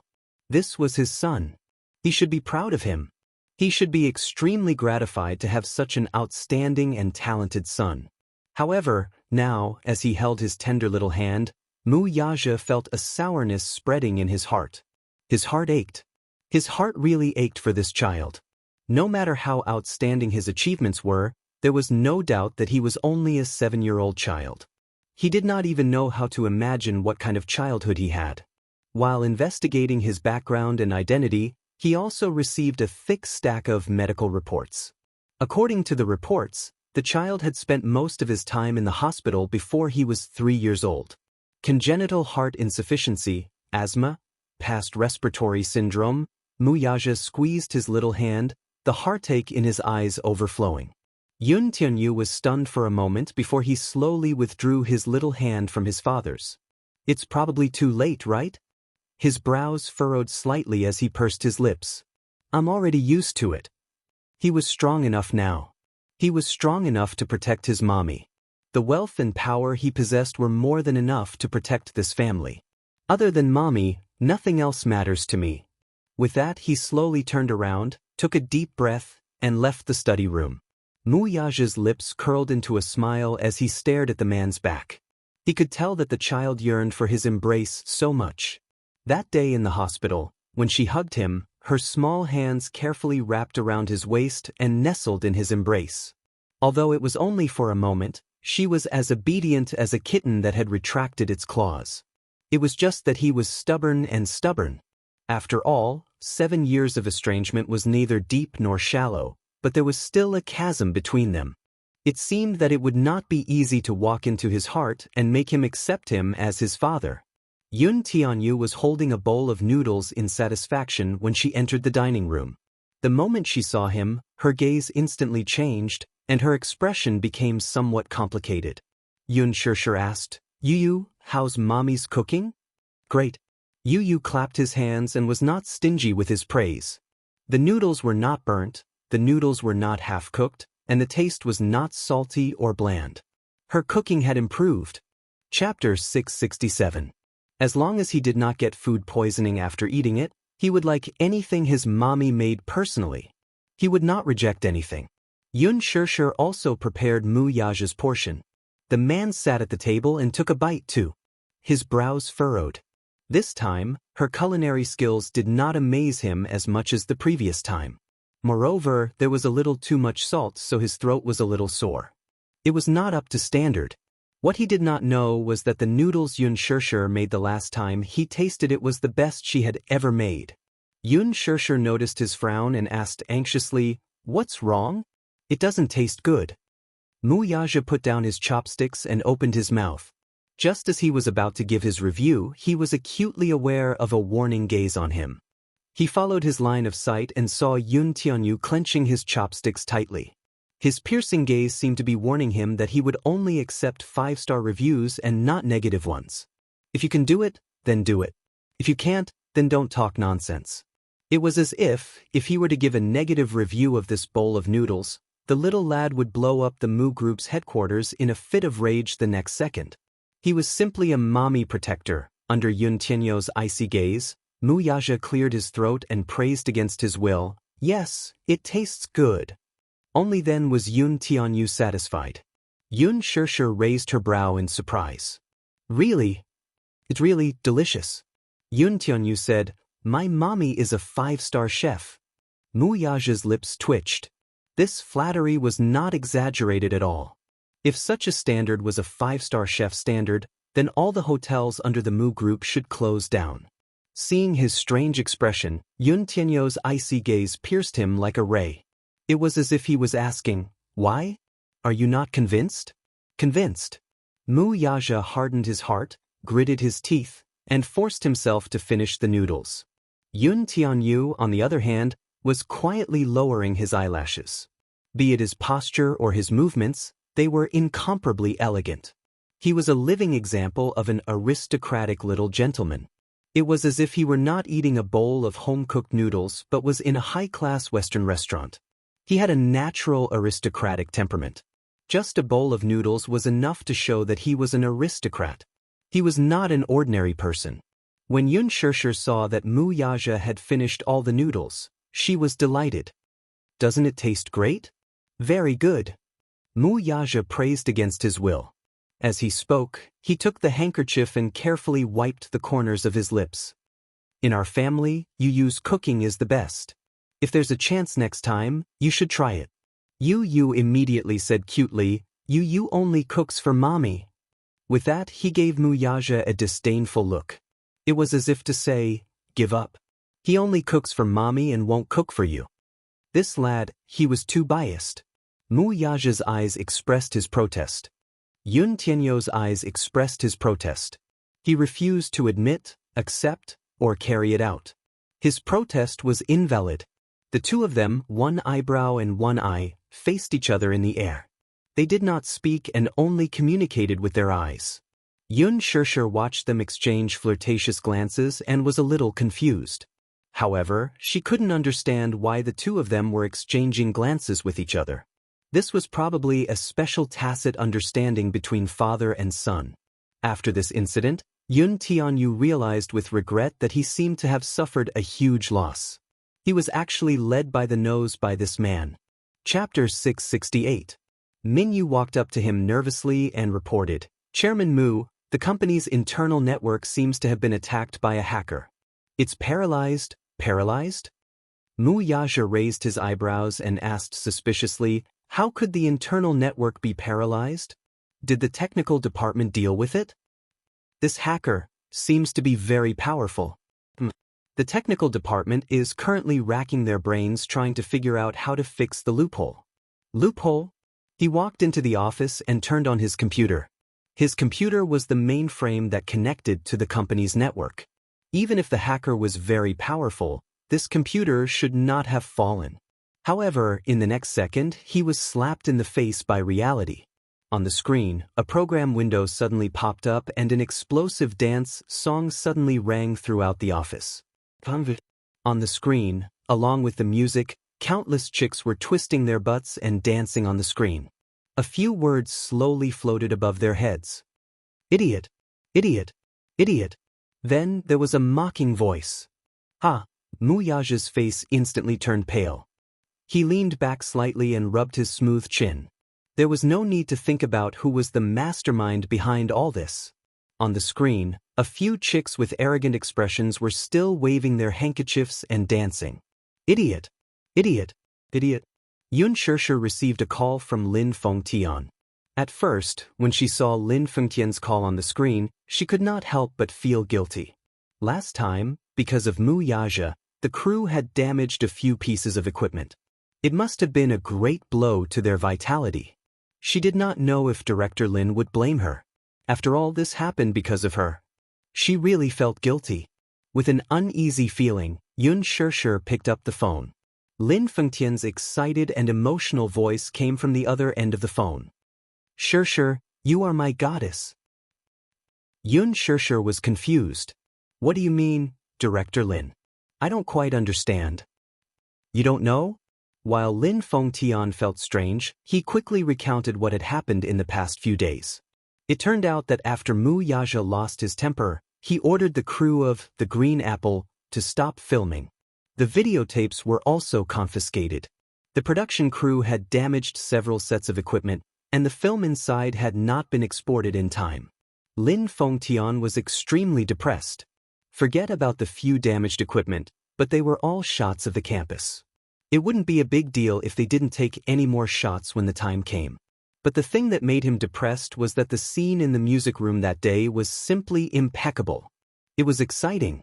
If he could keep this scene, even if he took a few more punches, it would not be a pity. Now that the production team had been banned and the videos had been confiscated, Lin Fengtian had no place to cry. However, the previous night, Mu Yaja had given him an order to contact the film crew and told him that filming could resume as usual. As for the damaged equipment, Huanyu Corporation gave him a few new sets of cameras. Not only that, the videotape of the scene in the music room was also returned to him.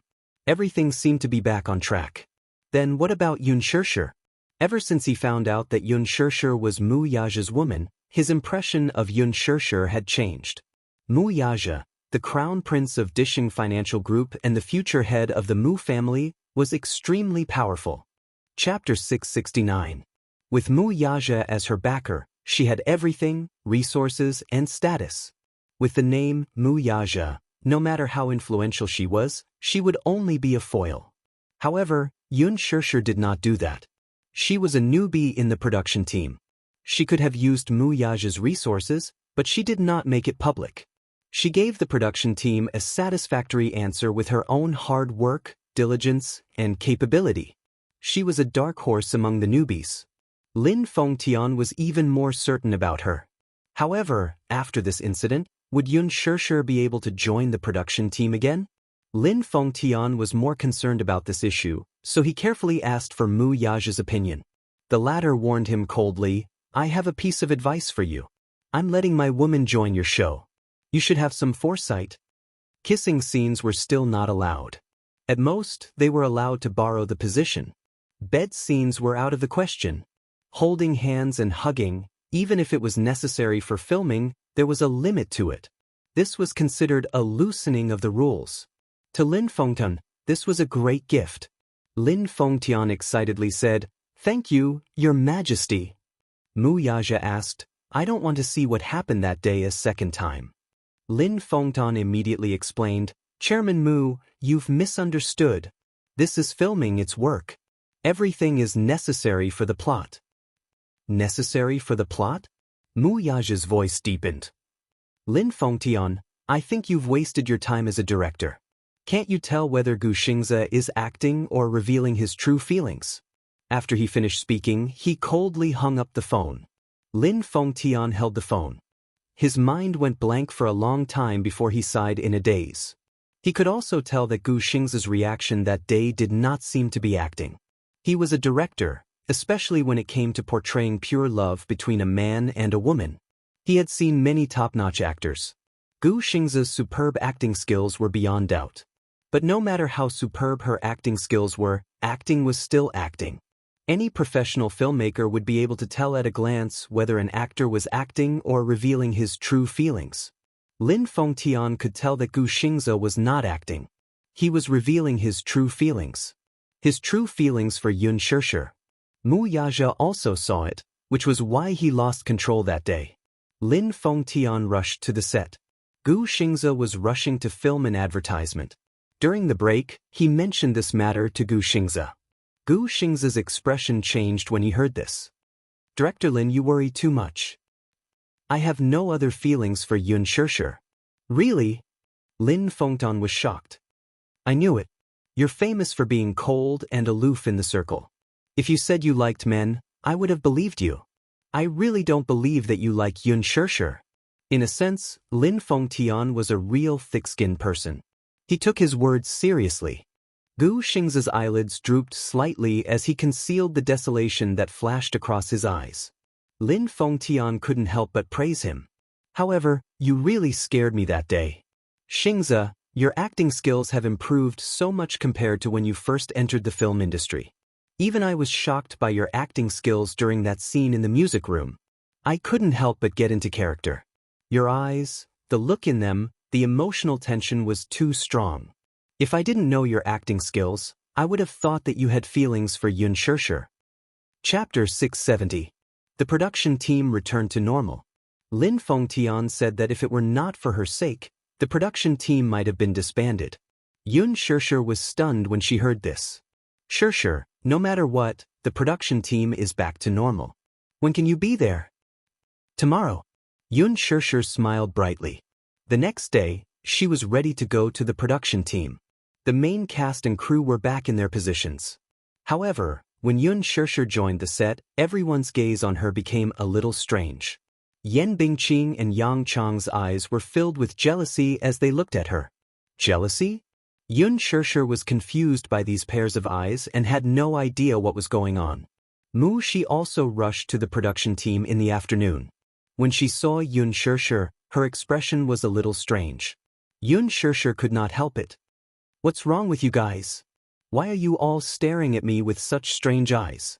Mu Shi said embarrassedly, Sure, sorry, you misunderstood me. I didn't expect you to come to the production team for filming. I'm surprised. Why do you think so? Cough. It's because you're now the unspeakable goddess in the production team. Everyone wanted to worship her like a goddess. Xianxia did not understand what she meant. What unspeakable goddess? What was all this about? Why was she so confused? Mu Shi found it funny. Sure, you can do whatever you want in the production team now. Who dares to offend you? Under Xianxia's puzzled gaze, Mu Shi recounted everything to her. It turned out that before she came, Lin Fengtian had gathered everyone for a secret meeting. The topic of the meeting was mostly related to the reorganization of the production team, and one point was mentioned. Previously in the production team, he noticed that many stage and stage managers, as well as many A-list assistants, were more or less finding trouble for Xianxia. Yan Bingqing, in particular, used her status to bully newbies, assistants, and even extras. All of them had to give her face. Mu Shi, in particular, was ostracized by her. Yan Bingqing's incident was heavily criticized. Although he didn't mention her name, he gave her enough face. However, when Lin Fengtian mentioned this, the crew members all guessed who this person was. He was well aware of this. Yan Bingqing loved to ostracize newcomers and bully young actresses. In order to gain the most exposure, it could be said that she would do anything. Yan Bingqing, who was sitting in her seat, had an extremely ugly expression on her face. His face turned green. Lin Fengtian reminded them again. Although Xianxia was a newcomer, she was his exclusive newcomer. Whoever dared to make trouble for Xianxia would be slapping him in the face. Lin Fengtian had the highest status in the crew. Who dared to offend him? He was the famous Yama Scissorhands. Once, an important female lead in his movie tried to play the big shot with him, but he cut that role into a supporting role in a matter of minutes. No one dared to go against him. After all, he had Huan Yu's higher-ups behind him. After this meeting, everyone was in awe of Xianxia and no longer dared to bully her like they did in the past. They were much more polite. As her assistant, Mu Shi also benefited from this. In the past, she was the most ostracized in the production team. Now, no one dared to ostracize her. When Xianxia heard this, her face remained calm, but she was secretly criticizing in her heart. Could all of this have been secretly instructed by Mu Yaja? Chapter 671. A lot of scenes were lost, so Lin Fengtian hurriedly took care of reshooting. On this day, the editor was busy arranging the footage. Yan Bingqing happened to pass by and walked in. She stood behind him without any change in her expression as she watched him arrange the footage. At the same time, she also wanted to see how she would perform in front of the camera. She was quite confident in her performance. However, it didn't matter if she didn't watch. When she saw that her scenes were much less, Yan Bingqing was stunned. Many scenes of her and many of the supporting roles had been cut out during the editing process. Logically speaking, although she wasn't the main lead, she was still an extremely important character in this drama. Her scenes weren't any less than Xianxia's. However, in these scenes that the editor had arranged, her scenes had been reduced by several times. There were many scenes where she and Xianxia acted together, but all the scenes were given to Xianxia. There were very few scenes that were given to her. There were many important plot segments, but her camera flashed past them with just a few strokes of the pen. It was clearly a very important scene, but all the scenes were given to Xianxia. She estimated in her heart that Xianxia's scenes actually occupied a total of 70% of the scenes. The more Yan Bingqing watched, the angrier she became. The anger in her heart was almost twisted. She had nowhere to vent her anger. Yan Bingqing clenched her fists tightly. Her sharp nails dug into her palms and pierced her skin. She bit her lip hard, turned around, and left. Not long after she left, Yan Bingqing hurriedly sent a junior assistant to inquire about it. The editor was almost done with his work. The junior assistant brought over some ice water to relieve the heat. She didn't report her background but casually led him to this topic. "Sir, have you finished editing all these scenes?" The editor was grateful for her thoughtfulness. Now that his work had come to an end, he had the leisure to chat with her. "It's not done yet. It's just that the scenes that were selected will be re-edited later. I just took a rough look and realized that Xianxia has a lot of scenes." "Oh, Director Lin picked all of these," the editor said ambiguously. The assistant had been working for Yan Bingqing for many years, so he was smart. After chatting for a while and completely dispelling Yan Bingqing's vigilance, he suddenly cut to the topic. "There are several scenes with Yan Bingqing and Xianxia. Why is Director Lin only focusing on Xianxia's scenes and throwing away Yan Bingqing's scenes?" The editor wasn't wary of the probing in her words. Instead, he said bluntly, "I was there when Director Lin chose these shots. I watched him choose them." "Is there gossip?" "I say, why are you so nosy? Don't ask about anything in the production team." The editor lit a cigarette and narrowed his eyes. The junior assistant was quite pretty. She acted coquettishly in front of him. The editor couldn't resist and said bluntly, "Director Lin said that Yan Bingqing looks too old in some of the scenes. Moreover, she acted as a rebellious high school student like a white lotus." "Oh, I see." The junior assistant listened and noted it down in her heart. "Moreover, you didn't see those scenes with Yan Bingqing. I can't stand it." Chapter 672. But Yan Bingqing is a big shot after all. She's probably a big shot in a scandal. The editor put out his cigarette and couldn't help but tease. She was packaged by the public relations team behind her. Hyping up the topic and snatching exposure, there was really nothing to say about those methods. That face of hers was truly stunning. But she doesn't have any acting skills. Plus, she doesn't have the talent to be an actress and likes to change the script on her own. If it weren't for the fact that Yan Bingqing has a strong backing and landed in the cast, Director Lin wouldn't have picked her for the role. What about Xianxia? When the junior assistant heard this, she felt indignant for her boss. She wanted to use Xianxia as a comparison. When the editor heard this, he winked at her and said, "You don't know, Xianxia is now a goddess in the production team. You can't talk about her." "Why can't I talk about her? Does she really think she's a big shot? She's just a newcomer. Why can't I talk about her?" The junior assistant sneered unhappily. "You don't understand this. Xianxia probably has some background.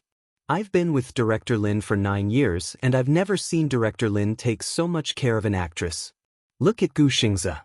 When he first appeared in Director Lin's film, he was also scolded badly by him. Xianxia is different. Of course, this newcomer has acting skills and is capable. She's also more photogenic than Yan Bingqing. In Director Lin's eyes, she must be a treasure. Then what do you think of Yan Bingqing's acting skills compared to Yun Shishir's? The editor smiled contemptuously but couldn't be bothered to comment further. He only spat out 3 words and asked her in return, "Can they be compared?" The junior assistant returned to the lounge and told Yan Bingqing everything she had found out. She added some details and told Yan Bingqing. Yan Bingqing was so angry that she flipped the table on the spot. This was too much. What did she mean by a white lotus? What did she mean by a vase with bad acting skills? What did she mean by comparing herself to Yun Shishir? Could they be compared? That was too much. Yan Bingqing was so angry that her face was gloomy and ashen. She couldn't wait to rush in front of Yun Shishir and tear this teasage into pieces, so as to avoid being an eyesore in front of her all day long. She had just debuted, yet she was already able to star in Lin Fengtian's film. Furthermore, she was the female lead. Was she very proud of that? This was not the only thing she hated the most. What kind of luck did Yun Shishir have? Not only did Lin Fengtian praise her so much, but she even managed to get a gold medal team like Qin Zhou to join her. Over the past 2 days, Yun Shishir's behind-the-scenes footage on Weibo had caused a lot of heated discussions. Yun Shishir's behind-the-scenes photos of her wearing a school uniform once dominated the hot search list. Yun Shishir's performance as Yin Xiaochuan satisfied all fans of the original novel's fantasies. Even the author of the original novel reposted the post. "This is the Yin Xiaochuan in my heart, invincible in youth." Qin Zhou even made use of the resources in his hands to release press releases for several days in a row, wantonly promoting Yun Shishir. In the press releases, he praised Yun Shishir and did not forget to trample on her and Yang Mi, using them as a stepping stone. This Qin Zhou's packaging skills were top-notch, and his methods of promoting were top-notch. Even if the public relations team behind Yan Bingqing did not want to be outdone and also released press releases to trample on them, they could not withstand Qin Zhou's overwhelming press releases at all. But it was because Qin Zhou had close ties with almost all the major media companies. Back then, he had relied on Gu Xingzi's golden resources accumulated over the past 10 years. Now, almost all of them were spent on Yun Shishir. He spent a lot of money. Chapter 673. Putting this aside, the main point was that with Qin Zhou's status and backing, who would dare to go against him? Yan Bingqing's team had just released a few articles about Yun Shishir when Qin Zhou ordered his men to replace them. There was no room for negotiation at all. Yan Bingqing, Yang Mi, and the rest were furious, but they did not dare to say anything. Offending Qin Zhou was undoubtedly courting death. Qin Zhou and Gu Xingzi had held Huan Yu's shares in their early years and had a seat on the company's board of directors. They were also part of the company's upper management. If they offended the company's upper management, they could be banned or frozen in a matter of minutes. Yan Bingqing did not dare to go against Qin Zhou. Hence, she allowed the manager to consume her exposure to boost Yun Shishir's popularity. However, now that even her scenes with Yun Shishir were edited to such a ridiculous state, Yan Bingqing could no longer sit still. She was too aggrieved. She had never been so aggrieved before. This Yun Shishir was so capable. A newbie was being held in such high regard. What capabilities did she have to make Qin Zhou support her so much? However, despite Lin Fengtian's repeated orders, she did not dare to make things difficult for Yun Shishir. The bird that pokes its head out will be shot. Many people were jealous of Yun Shishir, and there might even be someone who would teach her a lesson. However, it was difficult for her to vent her anger. She could not offend Yun Shishir, but she could not vent her anger on her assistant, right? Hence, during lunch, Yan Bingqing accidentally splashed the boiling hot tea in her cup onto Mushi. Mushi screamed in pain. When she lowered her head, her arm was instantly scalded red by the tea. The sun was scorching hot now. The scorching sun shone on her body and arm, causing her to cry aggrievedly. Mushi hugged her scalded arm and bit her lower lip tightly. She glared at her with tears in her eyes, but she did not dare to say anything. Yan Bingqing looked down at her from the corner of her eyes and said with a fake smile, "Oh, I didn't do it on purpose. I'm sorry." After he finished speaking, he didn't look at her anymore. He even said regretfully, If you hadn't bumped into me, my cup wouldn't have flipped over. AI, my precious tributee is really pitiful. It was a simple sentence without any sense of guilt. It didn't sound like an apology at all. It was as if her scolding was not worth mentioning at all. It was not even comparable to the tea leaves that she had spilled. She felt extremely aggrieved. She didn't even bump into her. She was clearly the one who had poured the boiling hot tea over him. How dare you slander me like this? She knew very well that this Yen Bingqing was venting her anger on her because her limelight had been stolen by Xianxia. This kind of thing was very common in the production team. Moreover, this was not the first time Yen Bingqing vented her anger on her assistant. The strange thing was that she didn't take a detour when she saw Yen Bingqing. Shi's tears kept falling.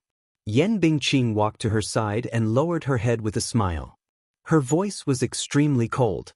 Go back and tell your boss not to go overboard.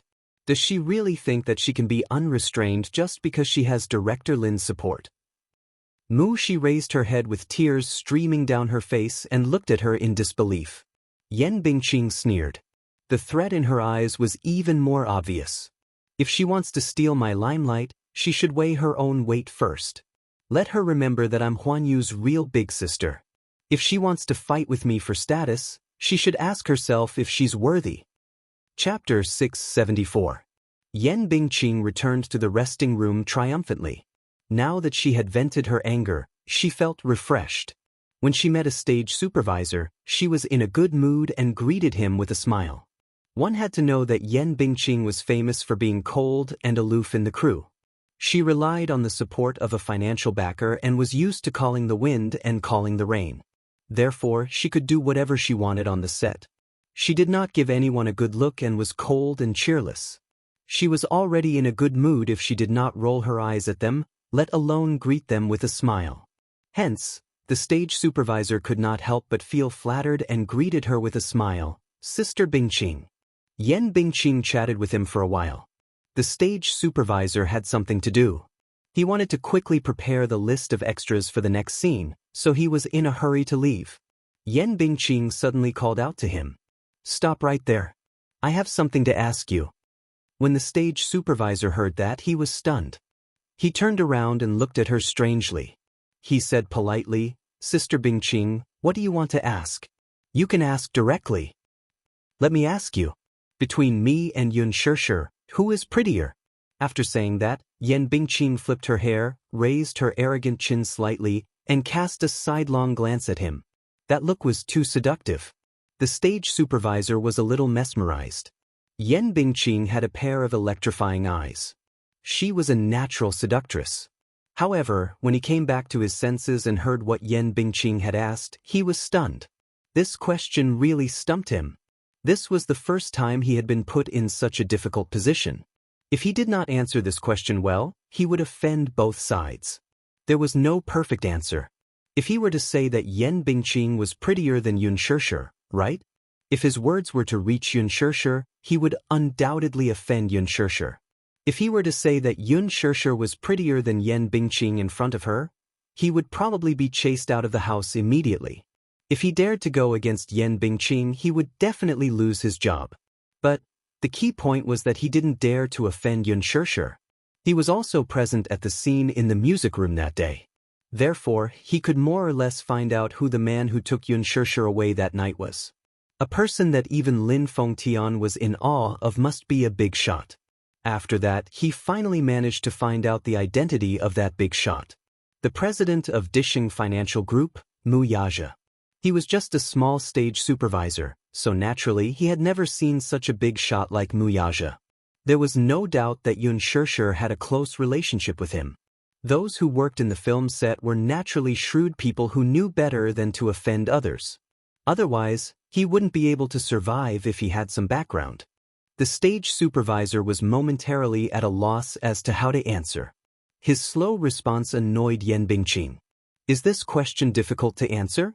Or are you saying that Xianxia is prettier than me? Sister Bingqing, you're making things difficult for me. Aren't you making things difficult for me? The stage supervisor stammered. I like Sister Bingqing the most. She's beautiful and elegant, just like a high and mighty goddess. Then can't you just answer me directly? Say that I'm prettier than Xianxia. Say it. I don't dare. What's there to be afraid of? Yan Bingqing sneered. Xianxia is just a newcomer. Are you afraid of a newcomer? Sister Bingqing, it's not a matter of whether I'm afraid or not. I really don't dare to offend Xianxia. The stage supervisor decided to tell the truth. What do you mean? Chapter 675. In Yan Bingqing's eyes, Xianxia was undoubtedly a pushover. If not for Qin Zhou behind her, she would have gotten rid of this thorn in her flesh long ago. The production assistant gritted his teeth and pleaded, Sister Bingqing, in my heart, you're definitely the most beautiful goddess. Yet, you insist on making a comparison between Sister Bingqing and Xianxia. How am I supposed to live in this world? He wiped away his cold sweat. He had spoken against his conscience. Compared to Yan Bingqing, he liked Xianxia more. Disregarding everything else and purely comparing character, Xianxia was a very easy celebrity to get along with.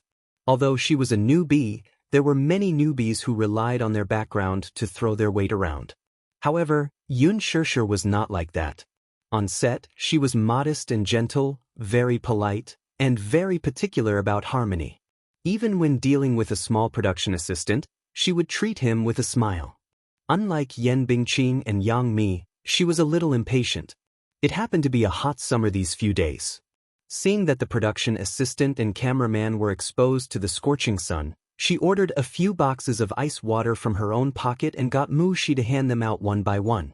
Everyone had a bottle of ice water to relieve the heat. One had to know that such behavior in the production team was very embarrassing.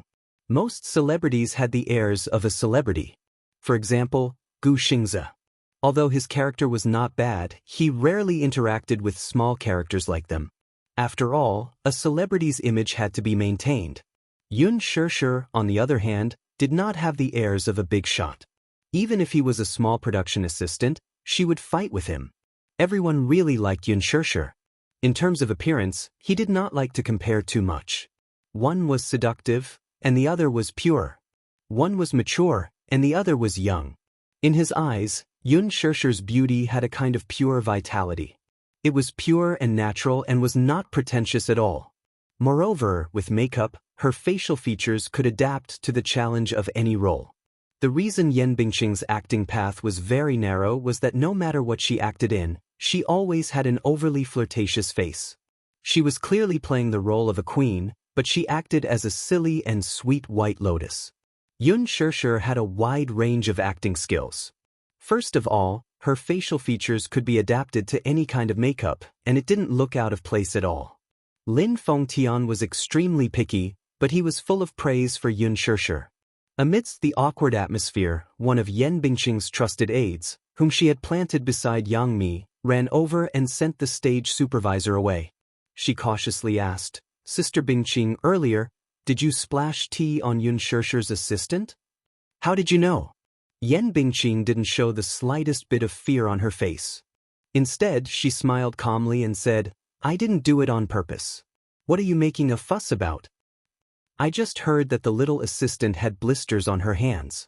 But Xianxia is still filming and hasn't returned yet, so she doesn't know yet. So what if she knows? Yan Bingqing didn't think much of it. Do you think she'll eat me up? Sister Bingqing, if you ask me, you'd better hurry and apologize to Wuxia. What? Yan Bingqing widened her eyes and laughed in anger. You want me to apologize to a little assistant? There's no choice. I'm just reminding you out of goodwill. That person didn't dare to say it out loud and could only remind her carefully. You weren't there that day, but I was. Xianxia is a newbie, and her background is a little unfavorable. Sister Bingqing, you'd better not offend her.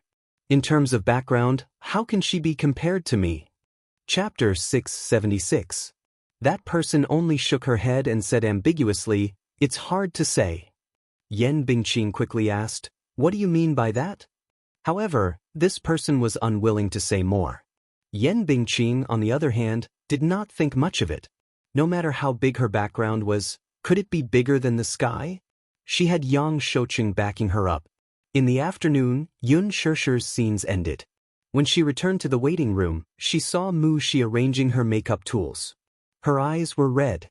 Seeing her return, she immediately forced a smile and said, "Shishir, you're back." "What happened to you?" Yun Shishir's mind was extremely sensitive. She could tell at a glance that something was wrong with her face. She walked over and looked at her face up close, only to find that her eyes were unbelievably swollen. She frowned and asked with concern, "Why are you crying?" She quickly turned her face away, not wanting her to see it. There were only a few reasons. Yun Shishir was so good to her. Seeing that she was being bullied by Yan Bingqing, she would definitely come to her door to argue. She did not want Yun Shishir to offend Yan Bingqing because of her. There was no need for that, was there? It was just a small injury on her arm. After washing it with cold water, it was much better. It was not a big area, so it would be fine after the blisters subsided. She only wanted to keep the peace. Yun Shishir was slightly displeased when she saw her evasive expression. What's wrong with you? Why do you look a little weird? Who bullied you? Tell me directly." She hurriedly shook her head. Don't think too much. Liar. Look at you, your eyes are swollen. You must have been bullied and cried. Yun Shishir pushed her hair away with heartache, but from the corner of her eye, she saw that her sleeve was tightly covering her arm. It was a hot day. In the past, her sleeves would be rolled up at this time. Now, one of her arms was tightly covered. Yun Shishir feels strange.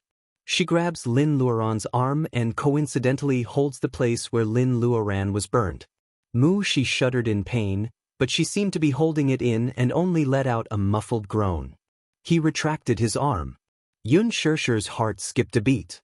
She hurriedly lifted her arm up to take a look, only to see that it was scalded red. Startled, she immediately asked, "What's going on?" "I'm fine. I accidentally scalded myself." "Who did this?" Yun Shishir raised her voice slightly. Shi's body trembled. Seeing that she was angry, she had no choice but to confess everything that had happened earlier. Yun Shishir was so angry that her face turned ugly. How can she be so outrageous? Yan Bingqing's temper has always been like this. Whenever something doesn't go her way, she will lose her temper. Everyone is already used to it. "Shishir, do you still remember that assistant I mentioned to you before? She directly splashed me with boiling water and scalded a layer of my skin, but what can you do? Yan Bingqing has a sugar daddy backing her. No one can afford to offend her. She can be so lawless just because she has someone backing her." Yun Shishir found it a little unreasonable. "This is too much. It's simply too much. Yes. No one dares to offend her. It's already considered good that I was splashed with tea by her. She's used to being lawless and arrogant. You can bully me. You can't bully my people." Yun Shishir pulled her hand and walked out. She exclaimed, "Shishir, where are you going?" Chapter 677. She had only been away for half a day, yet she had already dared to bully her. Yan Bingqing was too much of a bully. She stubbornly refused to leave and repeatedly told her to forget about it. "Shishir, we don't have to offend her. Yan Bingqing's influence is quite big. Quite a few young actresses are suppressed by her. She usually associates with many rich and powerful young masters. We can't win against her. I'm not going to become enemies with her. I'm just trying to reason with her," Yun Shishir said unhappily. "Reason?" She laughed and said helplessly, "This industry is like this. There's no reason. It only cares about whether you have the ability, power, background, backing, and resources. People in this industry only care about this. Reason is a joke in their eyes. I don't want to cause trouble for you. Since I've chosen this job, I'm already mentally prepared. All right, I have my own opinions. No matter what, she has to apologize to you today." With that, Yun Shishir held her hand and walked toward Yan Bingqing's lounge. She followed behind and could not help but feel that Yun Shishir's image had suddenly become bigger. It was not that she had never been an assistant to other celebrities. The so-called assistant could be said to be livestock that worked like a cow or a horse. If a celebrity was unhappy, they could beat or scold her as they wished. Being an assistant was tough. On the surface, it seemed to be glorious and could be in the same frame as many celebrities and be in close contact with them, but in reality, being an assistant was the most difficult and the most vulnerable. There was no such thing as a celebrity who truly treated you as a friend. However, Xianxia's appearance had shattered her understanding. It turned out that there was someone as amiable as Xianxia among celebrities. Wuxia was indescribably grateful to Xianxia. Yan Bingqing's lounge was a VIP lounge that she had designated. It was luxurious and high-end, even a grade higher than Xianxia's. Yan Bingqing was very particular about the equipment on set and had strict requirements. This lounge was originally prepared for Xianxia, but Yan Bingqing snatched it away. Xianxia didn't care and gave it away. Anyway, it was just a lounge. To her, it didn't matter at all. At the entrance of the lounge, Xianxia walked in as if there was no one else around. Yan Bingqing, who was in the midst of putting on makeup, had a rough idea of what was going on when she saw her walking in with Wuxia. She had long expected this to happen. She wasn't afraid that Xianxia would come looking for her. Since she was here, she could give her a show of strength and teach her a lesson. Yan Bingqing smiled and asked, "What's wrong? Sister Bingqing, are you busy?" Xianxia was not as angry as the actress had imagined her to be. Instead, she gave her an amiable smile and behaved elegantly. It was a kind of elegance that seemed to come from a noble's bones. It was different from Yan Bingqing's aura. The former's aura was natural, while the latter's was just a combination of makeup and scripts. When the two stood together, it was obvious who was superior. Yan Bingqing was stunned for a moment before replying, "I'm not busy." She didn't realize that her aura had been greatly suppressed by Xianxia's frown and smile. "It's like this. I just came back from filming and saw that my assistant's arm was scalded. Although she didn't say anything to me, I heard from some people present that you were the one who splashed it. I want to ask what exactly happened." Chapter 678. Yan Bingqing said plainly as she slowly stood up. Her posture was elegant and enchanting as if she were a queen, high and mighty. She walked up to Xianxia and looked down at her condescendingly. Clearly, she was disdainful of her confrontation. "So, are you a saint? You actually came to confront me over an assistant. But, so what if I did it?" As Yan Bingqing said this, her eyes turned exceptionally vicious. "I did it on purpose. So what?" The provocation on her face seemed to be silently declaring, "Even if you are my assistant, what can you do to me?" Xianxia narrowed her eyes as a trace of restrained anger surfaced in her eyes. This Yan Bingqing is indeed targeting me, so she laid her hands on my assistant. How can she be so ruthless? Behind her, she saw Yan Bingqing's serious and provocative expression. From the corner of her eye, she caught sight of Xianxia's suppressed anger and was about to explode. Afraid that things would blow up, she kept tugging at her assistant's hand and whispered, "Let's go. Let's go." She didn't want to stir up trouble. Yan Bingqing raised her eyes and saw her assistant's nervous expression. She could not help but laugh. "Look, your assistant is asking you to leave quickly. Even she knows not to offend me easily. You're the only one who doesn't take me seriously." Upon hearing this, Xianxia raised a brow mockingly. "Xianxia, this is just a piece of advice. I'm warning you, even if you have Director Lin's favor, don't bully others too much. So what if you're the female lead? So what if you're very popular now? Let me tell you, on the set, you're the junior, and I'm the senior. Please don't put on such a high and mighty attitude all day long. I'm so annoyed just looking at you." Yan Bingqing was talking to herself, but was suddenly interrupted by Xianxia's sneer. Yan Bingqing's face froze, but she heard Xianxia mocking, "I heard that you entered the entertainment industry before graduating from secondary school." "What do you mean?" Yan Bingqing's heart skipped a beat. Her education level was not high, and her education level was low. She had always felt as if there was a fishbone stuck in her throat. She announced to the public that she was a university graduate. However, everyone in the industry knew that her academic qualifications were fake. Many people laughed at her, saying that she had big breasts but no brains. She really didn't have the ability to study. Yun Shirshir smiled and said, education shouldn't be used to criticize people.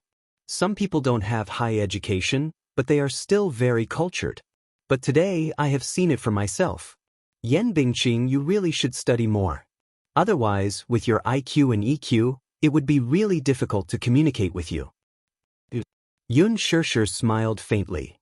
It's really scary to be uncultured. Yan Bingqing was poked in her sore spot by her words. Her face changed abruptly, and she lost her voice in anger. Yun Shirshir continued to press her. Is it because I don't flatter you like others? Yan Bingqing was so angry that she could not speak. Zhenzhen was really pissed off. Yun Shirshir, how dare you? Hey Yan Bingqing, are you sick? Yun Shirshir interrupted her impatiently. What? Yun Shirshir did not avoid the viciousness in her eyes and said bluntly, I think you're sick. A very serious princess syndrome. Yan Bingqing was stunned. This B***Tsich actually said that I have princess syndrome. Mu Shi, who was behind her, was completely stunned. She did not expect that Yun Shirshir, who usually looked gentle and elegant, would be so venomous once she got angry. Chapter 679. Yun Shirshir slowly took a step closer to her and sneered. Some people are pampered and arrogant because they were born as a princess doted on by everyone. Some people, on the other hand, are pretentious and arrogant. They are clearly not princesses, yet they still want to have the bad temper of one. This is called princess syndrome. Do you understand? Yan Bingqing's face contorted in anger as she glared at her with gritted teeth. Yun Shirshir stared into her eyes and said in a tone that brooked no argument, apologize to her. Why should I? Yan Bingqing apologized to her. Yun Shirshir, don't go overboard. You're the one who's going overboard. Yun Shirshir raised her chin haughtily and enunciated each word clearly. Apologize. Shut up. Yan Bingqing abruptly raised her hand and ruthlessly slapped her face. Mu Shi could not help but cry out in alarm when she saw this. Yun Shirshir sneered, grabbed her wrist and slapped her back. It wasn't a heavy sound, but it was clear and loud enough. This slap is mine. Her face was calm and her tone was unusually calm, but between the lines, there was an inviolable majesty. Yan Bingqing was stunned. While she was in a daze, Yun Shirshir walked to the table, picked up a cup of cold water, and returned to Yan Bingqing. She raised her wrist and splashed the water on her face. The water splashed on Yan Bingqing's freshly made-up face and drenched it. The water flowed along her eyelashes, the tip of her nose, and dripped down her cheeks. Yan Bingqing was caught off guard when the water splashed on her face. She took a deep breath and closed her eyes, letting the water drip down. Yun Shirshir slowly said, "This is for Mu Shi." With that, she ignored the anger on Yan Bingqing's face and walked away with Mu Shi. Yan Bingqing was so angry that her whole body trembled. The assistant behind her quickly picked up a towel and hurriedly wiped the water on her face. This wipe ruined more than half of the makeup she had put on.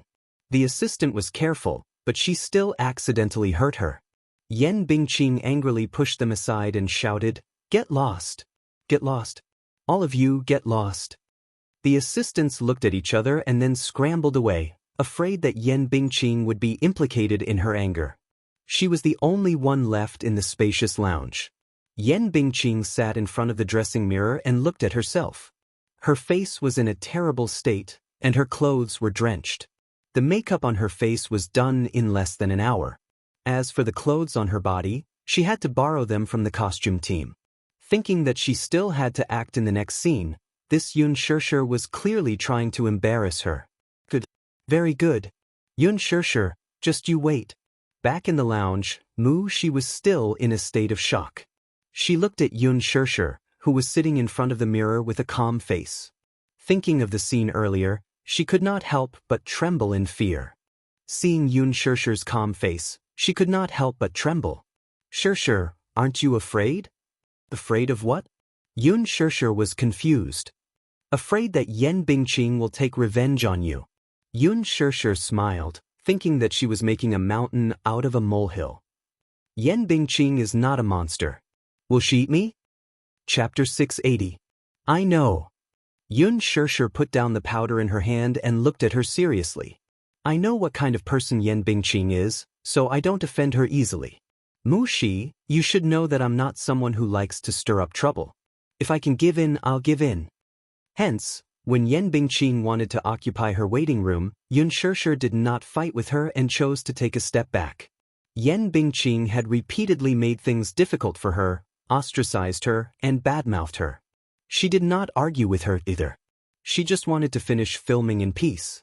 That was all. However, this doesn't mean that I'm weak. I have my principles too. Yun Shirshir looked at her assistant and said lightly, she can go against me, but I can't tolerate it when she implicates the people around me. Mu Shi was deeply shocked by her serious words. Perhaps, in the eyes of many, I seem to be a weak person. But whether I'm weak or timid, everyone has a reverse scale. She was touched, but she could not hide the worry on her face. But, what if she takes revenge on you? Shirshir, you don't have to offend such a person for me. What will you do if she takes revenge on you? I'll deal with whatever comes my way, Yun Shirshir said lightly.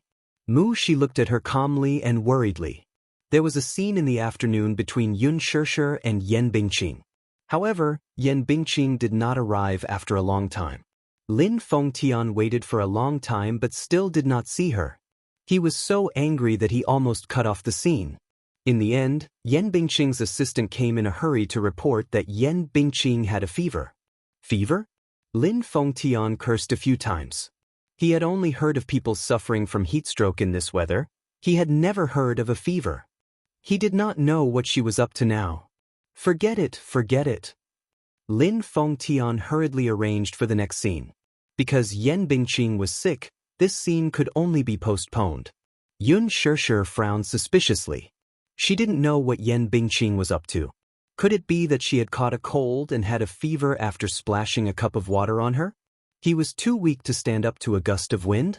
Mu Shi whispered into her ear, Shirshir, maybe she didn't have time to touch up her makeup and got her clothes wet. She's afraid that the director will blame her, so she found an excuse. Only then did Yun Shirshir come to a realization. After filming in the afternoon, Lin Fengtian announced the end of the day's filming because the weather was too hot. For the past few days, the filming had been going very smoothly. Lin Fengtian was in a good mood and suggested that he invite Xianxia and Yun Shirshir to have a meal together. He felt that ever since that incident, there was something strange between the two of them. Everyone was very engrossed in filming, but after filming, Xianxia and Yun Shirshir had almost zero interaction. Even when filming, Xianxia was absent-minded from time to time, sometimes forgetting his lines. Although these were small mistakes, Lin Fengtian noticed them. Thus, he pondered for a meal to let the two familiarize themselves with each other. Yun Shirshir apologetically refused. Director Lin, I'm sorry, I still have something to do back home. What is it? I still have to take care of my father when I get back. In fact, Yun Yeqing had rushed back to his hometown to attend the funeral. She was worried about leaving the little lad alone at home.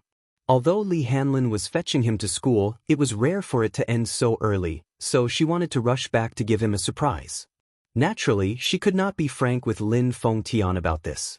Chapter 681. When they reached home, Yun Shirshir purposely walked softly in order to give little Munchkin a surprise. The moment she entered the house, she saw the school bag on the sofa. Yun Shirshir walked into the kitchen and didn't see little Munchkin. Instead, she saw the groceries she had bought from the market placed on the countertop. She glanced at it. It was a sumptuous meal of meat and vegetables. Yun Shirshir walked to the study and pushed the door open. Little Munchkin was scrolling through Weibo in the study. These 2 days, he had been paying attention to the official Weibo of The Green Apple. Mommy left early and returned late because of filming. He rarely had the time to spend with Mommy like before. He could only follow Mommy's progress on the set through the behind-the-scenes photos that were posted on Weibo. Hearing the door open, he looked up in shock. When he saw that it was Yun Shirshir, he was surprised. Mommy, you're back. As he spoke, he flew into her warm embrace. Mommy, you missed you so much. Little fool, Mommy and you haven't seen each other for a day. Yun Shirshir scratched his nose, not knowing whether to laugh or cry. Yu lifted his little face and replied in all seriousness, "How could that be? Why do I feel like I haven't seen mommy for a year? Is it that exaggerated? It's called, a day feels like a year. Mommy is stupid." Yu smiled gently and planted a kiss on her cheek. "Mommy, why you back so early today?" "Because I missed my Yu." Xianxia couldn't help but pinch his cheeks. They were chubby. They felt good. She couldn't help but pinch them a few more times. Little Munchkin didn't look aggrieved at all. He looked at her with a smile as if he was an adorable doll, obediently allowing her to do whatever she wanted to him. Little Munchkin seemed to have put on some weight recently. At least his face wasn't as thin as before. It was chubby and cute. "Aya, how can my Yu be so cute?" Xianxia rubbed her face against his. Little Munchkin's watery eyes curved into crescents as he enjoyed this intimacy. If it was possible, he wouldn't get sick of it even if his mommy pinched his face for 1,000 years or even 10,000 years. It's because mommy is so beautiful, so beautiful. Yu inherited mommy's beautiful genes. That's why Yu is so cute. With this compliment, Xianxia was so proud that she could fly to the sky. She couldn't help but rub his hair. "Our Yu is so sweet. Mommy loves you so much." Hee. Yu emphasized seriously, "Yu is telling the truth, the truth." "All right, be good. Then mommy will go watch some TV first. When Yu is done making dinner, you can massage mommy's shoulders." Xianxia nodded. Tianyu then went straight to the kitchen. Xianxia sat on the sofa and watched TV for a while. Coincidentally, she switched to an entertainment channel, which was broadcasting an interview with an entertainment reporter on set 4, The Green Apple. When the interview came to Yan Bingqing, the reporter asked a sharp and piercing question. "Yan Bingqing, many fans on Weibo are comparing you with Xianxia. What do you think of this?" Yan Bingqing faced the camera with undisguised arrogance and contempt. She retorted, "You're asking me what I think, and I'm asking you what you think. What's there to compare?" The reporter said, "I think this comparison is very impolite." Chapter 682. Xianxia's face turned cold. She picked up the remote control and turned off the TV. How annoying. Forget it. At least, out of sight, out of mind. She walked to the kitchen. Just as she walked in, she saw the pot on the gas stove heating up. Yu was holding a kitchen knife, and after a series of clanging sounds, he deftly cut the scallions into small pieces and threw them into the pot together with the garlic cloves. He then skillfully stir-fried them. Xianxia was dumbfounded by the sight. Every time she saw Yu's superb knife skills, she would be shocked. After a while, a fragrant aroma wafted out. Xianxia smelled it intoxicatedly, and her tightly knitted brows relaxed a little. With the children at home, everything was fine. Her greatest fortune was giving birth to Yu and Xiao Yichen, these two babies. Yu especially was the little god of warmth. No matter what upset her outside, when she saw Yu's bright smile at home, all her unhappiness and annoyance would quickly dissipate. Her little god of warmth seemed to have mastered some magical magic. He always had the ability to disperse her negative emotions. How nice. This was probably the so-called happiness. Xianxia did not know how other children of this age were like, but she felt that Yu was only 7 years old. Was he too precocious? Xianxia was deep in thought. Was she not a good mother? While she was deep in thought, Tianyu had finished cooking a dish. When he turned around, he saw her standing at the door with a strange look on her face. He could not help but raise a brow. "Mommy, what's wrong?" Xianxia came back to her senses at once. "Ah, nothing. Did I disturb you?" The corner of his lips twitched. "No, it's just that the kitchen reeks of oil and fumes. Mommy should go out, or else you'll become a haggard old woman." Xianxia was amused by him. "What haggard old woman? Aren't you afraid that you'll be affected by the smoke?" Tianyu smiled elegantly without saying a word, but his eyes seemed to say, "Who asked me to be so unlucky to have a mommy who is not good at housework?" Xianxia was shocked by his gaze. Hey, I protest. You're obviously mocking mommy with that look in your eyes. But Yu doesn't dislike mommy for that. As he spoke, he picked up the vegetables at the side and poured some water to wash them carefully. Didn't you say this before? Mommy is in charge of being beautiful and Yu is in charge of raising the family. When Xianxia heard this, she didn't know why. Even though it was clearly a joke, she vaguely felt guilty towards Yu. Hence, she walked behind Yu and hugged his soft body. Yu, actually, Mommy also thinks that I'm not good enough. Yu was startled and immediately retorted, "Who said that? Who said bad things about Mommy?" It must be Wuxia. That man must have accused Mommy of being irresponsible in front of Mommy. At this moment, a certain man in the Mu Group CEO's office sneezed elegantly. He was shot in the crossfire. Xianxia shook her head. You don't have to cook anymore. Let Mommy do it. Yu rejected her outright. Xianxia was baffled. Mommy's cooking is actually very delicious. It's just that sometimes, Mommy's cooking will be a little substandard. It's just that sometimes. She earnestly defended herself. Yu, however, said, Yu thinks that it's a very blissful thing to let Mommy eat Yu's cooking.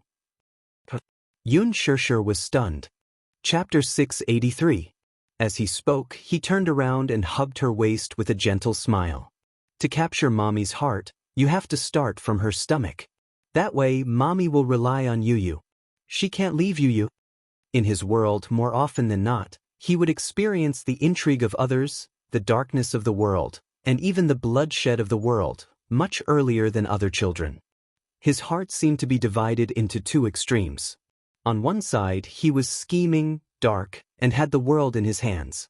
On the other side, he was naive, kind, and even pure. However, this side of him was only for Xianxia. It could be said that in his heart, his Mommy was the last piece of pure land. He also tried his best to protect her and not let her be tainted by any trace of darkness in this world. He did his best to protect this piece of pure land. In front of Xianxia, he always maintained the most innocent and pure side of a child. He wanted his Mommy to rely on him and not leave him. This way, his Mommy would be with him forever. Xianxia could not help laughing. Yu baby, even if the food you cook isn't good, Mommy won't leave Yu. But there are clearly many people fighting with Yu for Mommy. Yu complained unhappily. Xiao Yichen was one of them. Wuxia was one of them too. Even Xianxia had thoughts about his Mommy. He felt uneasy. On one hand, he rationally believed that there should be someone by his Mommy's side to accompany her for the rest of her life. On the other hand, he naively thought that it was enough for his Mommy to have him. He could give his Mommy whatever she wanted. Was this not enough? It was extremely contradictory. He could not learn to let go freely and watch his Mommy fall into someone else's arms. Wasn't this kind of thinking morbid? Yu was worried. Sometimes, he felt that his possessiveness was too strong. He knew that this kind of thinking was irrational and unrealistic, but he could not control himself. He was a little conflicted. Mommy was his family. He could give her love, but he could not give her the love of a lover. He shouldn't be so selfish. This was undoubtedly kidnapping. Yun Tianyu turned around, picked up the knife again, and slowly sliced the meat. But his mind was still stubbornly mulling over this question. His mind was in a mess, muddle-headed. His thoughts were in a mess, and he didn't pay attention to the movements of his hands. In a moment of carelessness, he accidentally cut his finger. Yu was still immersed in his thoughts and did not notice the sharp pain coming from his fingertips. When he came back to his senses, he lowered his head and saw that the chopping board was already dyed red. Sensing the sharp pain coming from his hand, he looked at his fingertips in a daze. Blood was already flowing out.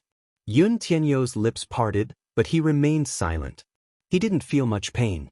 Startled, Xianxia hurriedly grabbed his hand to take a closer look. Fortunately, the wound was not deep and was only a shallow cut. She cleaned the wound for him, took out a bandage, and bandaged it for him. "Why were you so careless?" Xianxia asked with a frown. Yu was startled and shook his head. He was distracted and thinking about something just now, so he did not pay attention. "Go sit on the sofa first. Leave the rest to Mommy," Xianxia said as she carried Yu to the sofa. Yu pursed his lips and nodded obediently. Chapter 684. After serving the dishes, Yu Yu sat at the dining table and looked at the sumptuous spread on the table with a blissful smile. Yun Shirshir was wearing the same teddy bear apron as Yun Tianyou's. This was personally chosen by Yu Yu. He liked this design very much. Just as Yun Shirshir sat down at the table, the doorbell rang. The mother-son pair looked at each other strangely. Who could it be? Father? A few days ago, he went back to his hometown for a funeral and said that he would only be back half a month later. Could he be back early now? Yun Shirshir got up and walked to the door. Just as she opened it, a cute little head poked in.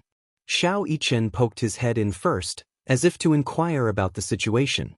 When he looked up, he bumped into Yun Shirshir, who was standing at the door in surprise. He opened his mouth and wanted to call out Mommy, but he had always been a dull and shy person. He didn't know how to play tricks or act cute, so he couldn't force a word out of his mouth even after a long time. Xiao Yichen could not help feeling a little embarrassed. He had clearly prepared himself mentally. Even if he did not utter a single syllable, from the way his lips moved, it was clear that he was calling out Mommy. Yun Shirshir saw it. She could not help laughing. This child was quite shy. The little lad's sudden visit surprised her, but more than that, she was delighted. Why you here? Yun Tianyu heard the commotion and could not help turning his head to take a look. When he saw that it was Xiao Yichen, the satisfied smile on his face faded a little. Why was it him? Mu Yichen. Why was he here?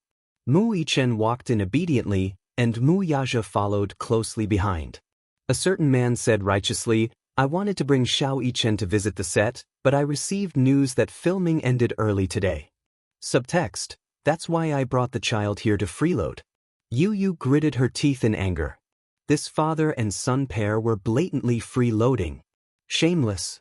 She looked at Mu Yaja's relaxed expression. Had the Mu Group's network been fixed? It seemed that he had been too lenient last time. In just a few days, it had been repaired. Next time, he would not be so lenient. At the thought of Mu Yaja's black-bellied expression when he threatened him previously, Yun Tianyu bit down hard on his chopsticks in extreme displeasure. Mu Yaja glanced at Yun Tianyu the moment he stepped through the door. As if to provoke him, he raised a brow and said coldly, one day. His words were filled with provocation. Yun Shirshir and Mu Yichen were both confused. Obviously, they didn't know what he meant by that. Yun Tianyu understood. One day, it was repaired in just one day. This was a provocation. Sure. Was this man issuing him a challenge? If that was the case, he would destroy the Mu Group's network later and see what he could do about it. Mu Yaja seemed to have seen through his thoughts. With a devilish smile, his eyes taunted him. Try it. The father and son stared at each other in the air. Instantly, sparks flew and smoke filled the air. Both men's auras were unbelievably strong. That terrifying aura instantly spread to every corner of the living room. Even Yun Shirshir could feel the silent confrontation between the father and son, which was filled with smoke. It was too scary. Chapter 685. She said that she wanted to see Xiao Yichen and make up for Xiao Yichen's childhood where he lacked motherly love. Mu Yaja then brought the little guy over. Xiao Yichen's arrival was unexpected and, at the same time, elated. Yu Yu, on the other hand, was unhappy. Even after exchanging pleasantries, Yu Yu's gaze on Xiao Yichen remained apathetic. Yun Shirshir broke out in a cold sweat. Xiao Yichen, are you hungry? Do you want to eat first? Xiao Yichen shyly pursed his lips and nodded. Yun Shirshir then carried Xiao Yichen to the dining table. Alas, the moment her hands picked up little Yichen, something happened. Yun Tianyou's gaze instantly shifted to Xiao Yichen. Stare, like a tiger eyeing its prey. Even though Xiao Yichen did not see Yun Tianyou's frosty gaze, he could still feel the immense pressure. It was like a sharp stab in his back. It was as if countless needles were pricking his body. Xiao Yichen shuddered all of a sudden. Yun Shirshir was a little helpless and could not help casting an innocent look at Yun Tianyu. Seeing his mother pleading with him with her eyes, Yu Yu restrained himself a little. However, he still laid out a condition. Mommy, sit beside Yu Yu. He patted the seat beside him. Yun Shirshir immediately sat beside him. She felt helpless. She knew that her Yu Yu was jealous. Boo! In a way, he had inherited his father's ruthlessness and overbearingness when jealous. There was no doubt that he was exactly the same. One look and one could tell that he was his biological son. Xianxia clapped her hands. All right, let's eat. Then, there was an awkward silence. The dining table had become a chaotic battlefield between the father and son. The gazes of the three men constantly crossed over the dining table. The atmosphere suddenly plummeted and turned into an ice cellar. It would not be an exaggeration to describe it as the glint of swords and the smell of gunpowder. Her smile froze at the corner of her mouth. Xianxia's smile turned cold as she watched the father and son cross gazes. She broke out in a cold sweat. Did they have to be like this? They were clearly father and son. They were father and son. Why were their eyes turning red the moment they met like enemies? Xianxia turned to look at the other's eyes and laughed helplessly. Let's eat, she said. Let's eat? Mommy. You pointed at Wuxia and complained, this uncle is glaring at me fiercely. You.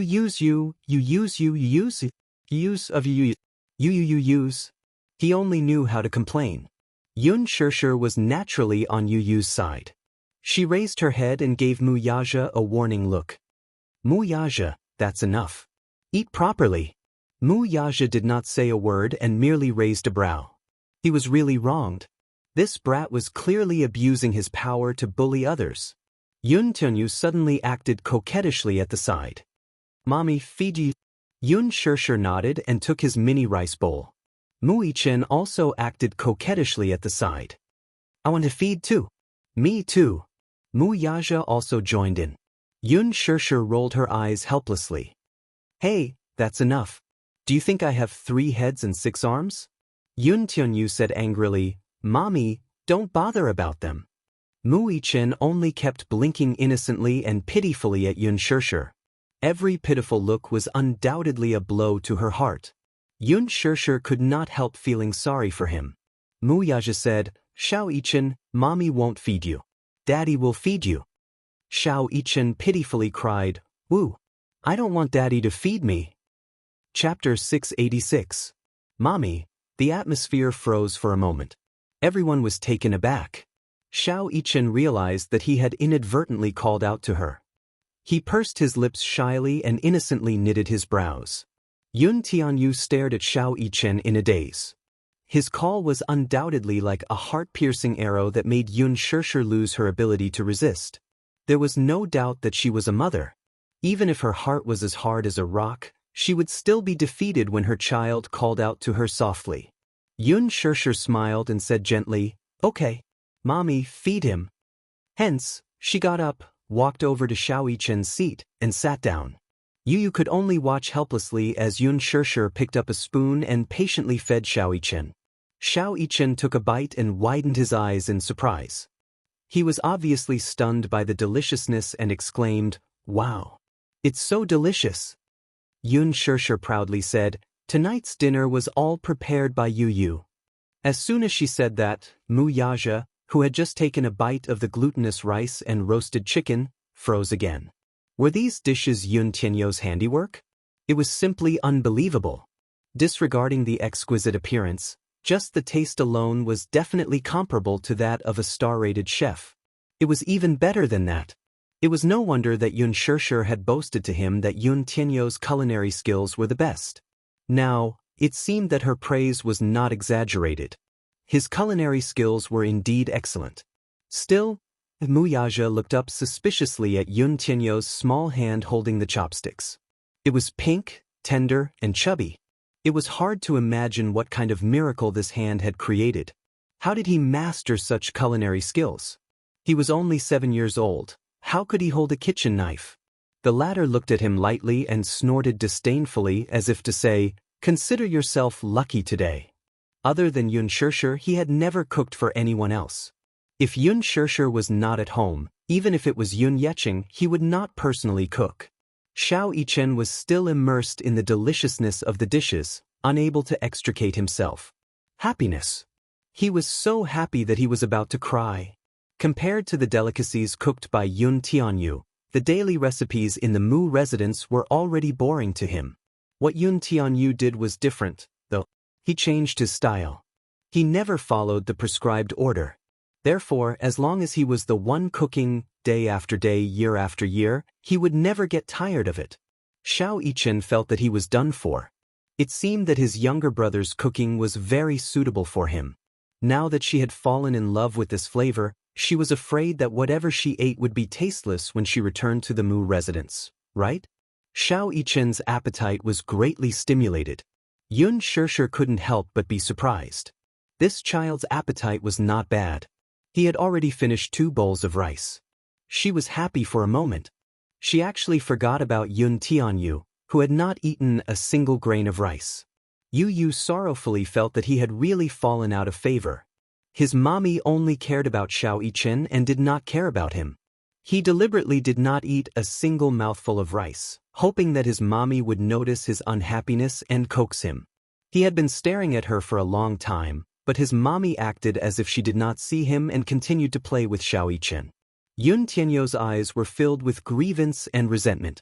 They were about to burst out of his eyes. This father-son pair was simply too despicable. They must be doing it on purpose to monopolize mommy. Chapter 687. He hated them the most. Snatching his mommy. Yu meekly called out, "Mommy." Out of the corner of his eye, he saw a figure move. Yu looked up and saw Wuxia sitting beside him with his palm gently covering his adorable little head. "Are you angry?" Yu turned his face away in a fit of pique and ignored him. Wuxia, however, pinched his chin and forced him to look at him. "Daddy is talking to you. It's impolite to ignore Daddy." Yun Tianyu snorted. "Did I admit that you're my daddy? Don't flatter yourself." He was proud and awkward deep down. His stubbornness was quite similar to his mommy's. "You're shy." "No, I'm not." Yu. Wuxia thought that this lad was really adorable when he was being awkward. "Next time, cook for Daddy too, okay?" "No, I'll only cook for Mommy." "Don't even think about it." Yun Tianyu stuck out his tongue provocatively at him. "Dream on." Wuxia lowered his eyes to look at him. Suddenly, he used a pair of chopsticks to gently pinch the boy's little pink tongue. Yu, is this man a pervert? Is it fun to tease me like this?" "Interesting." Wuxia seemed to have seen through his thoughts as he commented nonchalantly. "Wuxia, are you a pervert? It's not cute for a child to talk like this. Besides, if I'm a pervert, what are you then?" If he said that he was a pervert, then he was his son. Was he not a little pervert too? In fact, he even suspected that this son of his had a genetic mutation. If not, how could he be so abnormal? Unexpectedly, Yun Tianyu casually replied, "I'm a genius. Unlike you, I'm a genius. You're an old pervert, the most perverted kind." Wuxia retorted, "You're a genius. Don't you have my genes to thank?" "Thank you? If it weren't for your genes, I might have been better. You're so cute. Shouldn't you thank me?" "Wuxia, open your eyes and look carefully. I obviously inherited more of my mother's beauty. I despise you. You're so smart because you inherited my genes. Then why don't you explain why Wuxian is so stupid?" Wuxian, who had been eating quietly at the side, was a little hurt. He felt as if he had been shot while lying down. Wuxia righteously defended his debao. "How is he stupid? If you ask him to calculate 1 plus 2 plus 3 plus 4 plus 5 plus 6, he can't wait to count his toes. I'm smart because my mommy taught me well, unlike Wuxian, whose IQ is trampled under his feet every day." Wuxian's pinkish face scrunched up sadly, feeling hurt. The father and son bickered with each other. Wuxia bitterly realized that he thought he had a sharp tongue, but when compared to Yun Tianyu in this aspect, he was nothing. He could only be crushed by Yun Tianyu. There was an old saying, "The older the ginger, the spicier it is." Alas, Wuxia was about to cry from the spiciness of Yun Tianyu's tender ginger tongue. Yun Tianyu's sharp-tongued ability was to the max.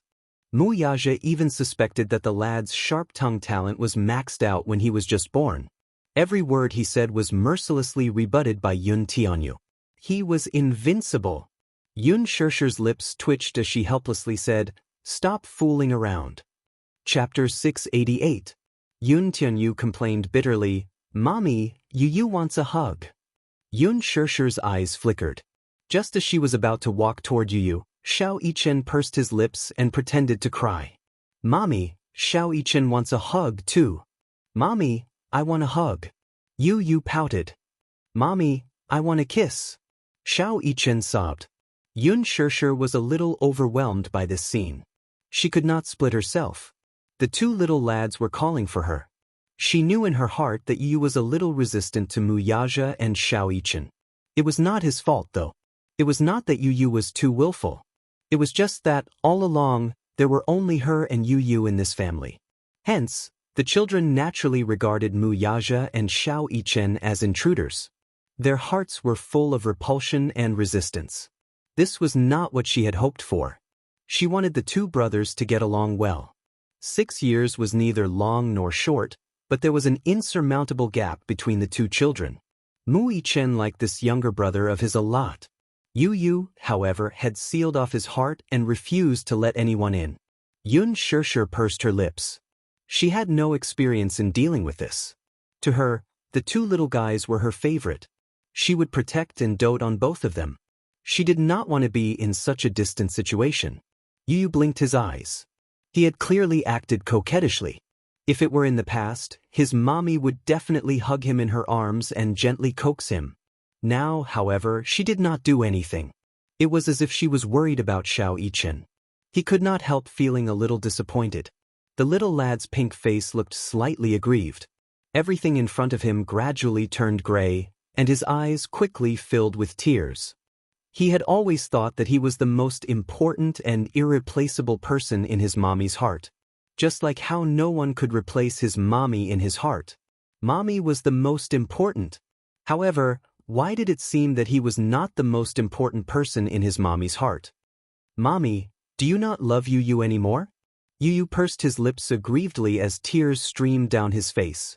"Mommy is the most important person in Yu's heart, but Mommy doesn't love Yu anymore." Little Munchkin's pink lips were tightly pursed.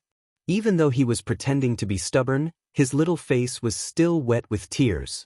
She hurriedly explained, "No. Mommy still loves Yu. It's just..." Her delicate brows furrowed slightly as her gaze fell on little Yichen, who was equally at a loss. The latter felt so wrong that his eyes turned red. He loved his younger brother very much too. He could not bear for him to be wronged. He did not mean to compete with his younger brother earlier.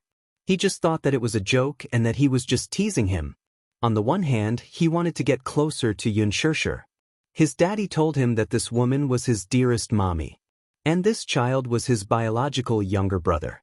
After being separated for 6 years, they finally reunited, but this younger brother of his seemed to have built a tall wall and did not let them get close to each other. He did not know how to open the door to Yu's heart. What should he do? Xiao Yichen walked to Yu's side aggrievedly. His small hand gently pinched the corner of his shirt and tugged at it, trying to get his attention. Yun Tianyu took a step back and distanced himself from him. Chapter 689. He opened his mouth, but his voice was as soft as a mosquito's buzzing. He was easily embarrassed, and it could even be said that he was a child who never took the initiative. He took the initiative to approach him and talk to him, but Yu was a little cold and avoided his intimacy. Xiao Yichen felt wronged. "I like you." The last 3 words were barely audible. "I like you." Xiao Yichen wanted to confess loudly. He didn't want his brother to be so distant from him. He wouldn't fight with his brother for mommy. He would be like mommy and protect his brother well and dote on him. Wasn't that good? "We are." Xiao Yichen was so anxious that his face turned red. He wanted to say that sentence urgently, but because of his anxiety, he was a little incoherent. In his heart, he kept repeating the same sentence. "We are a family. We are a family. I am your older brother, and you are my younger brother. We are a family. I will dote on you like mommy, protect you, and not let anyone bully you." However, Yu stood at the side from the beginning to the end. He looked down and turned his face to the side, not looking at them. Yun Shishir couldn't stand it anymore.